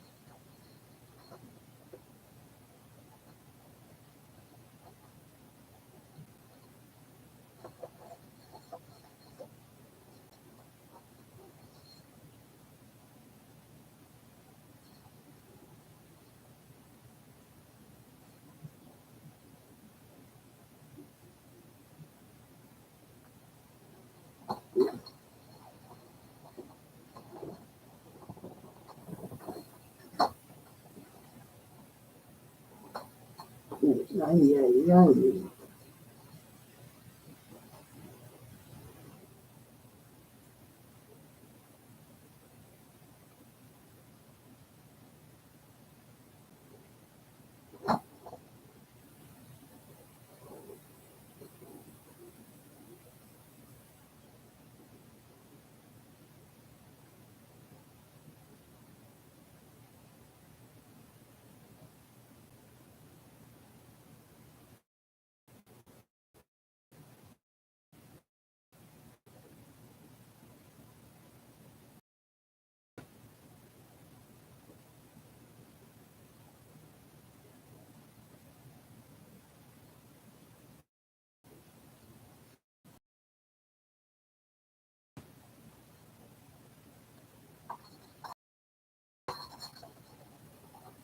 Emergency.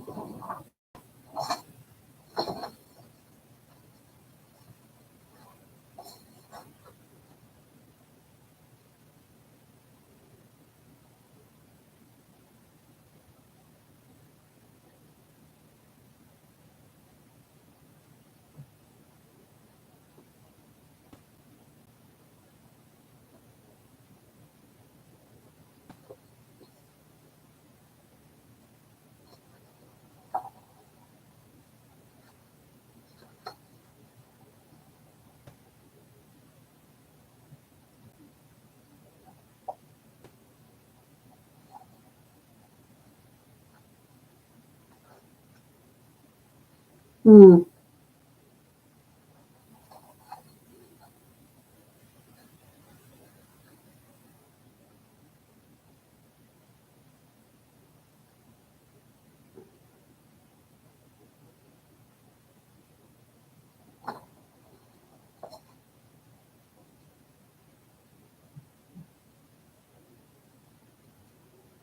No, wait. So,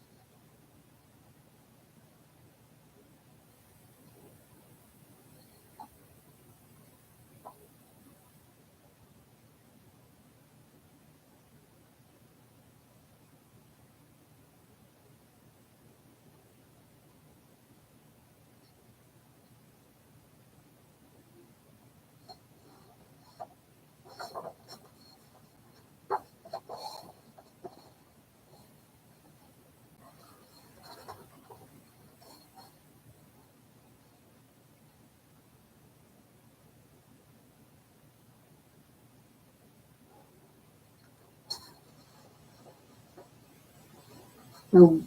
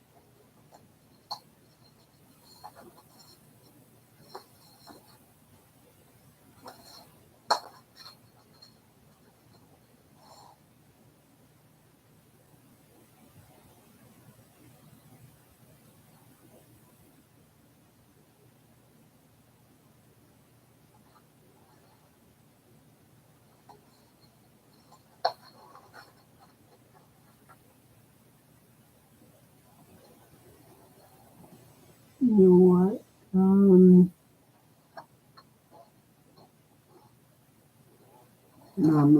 We have to. Okay.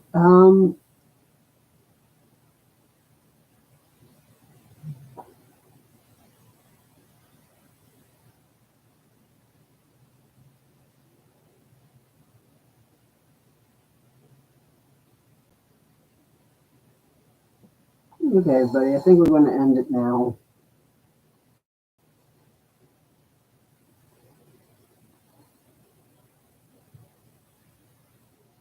Okay. Yeah. Bye.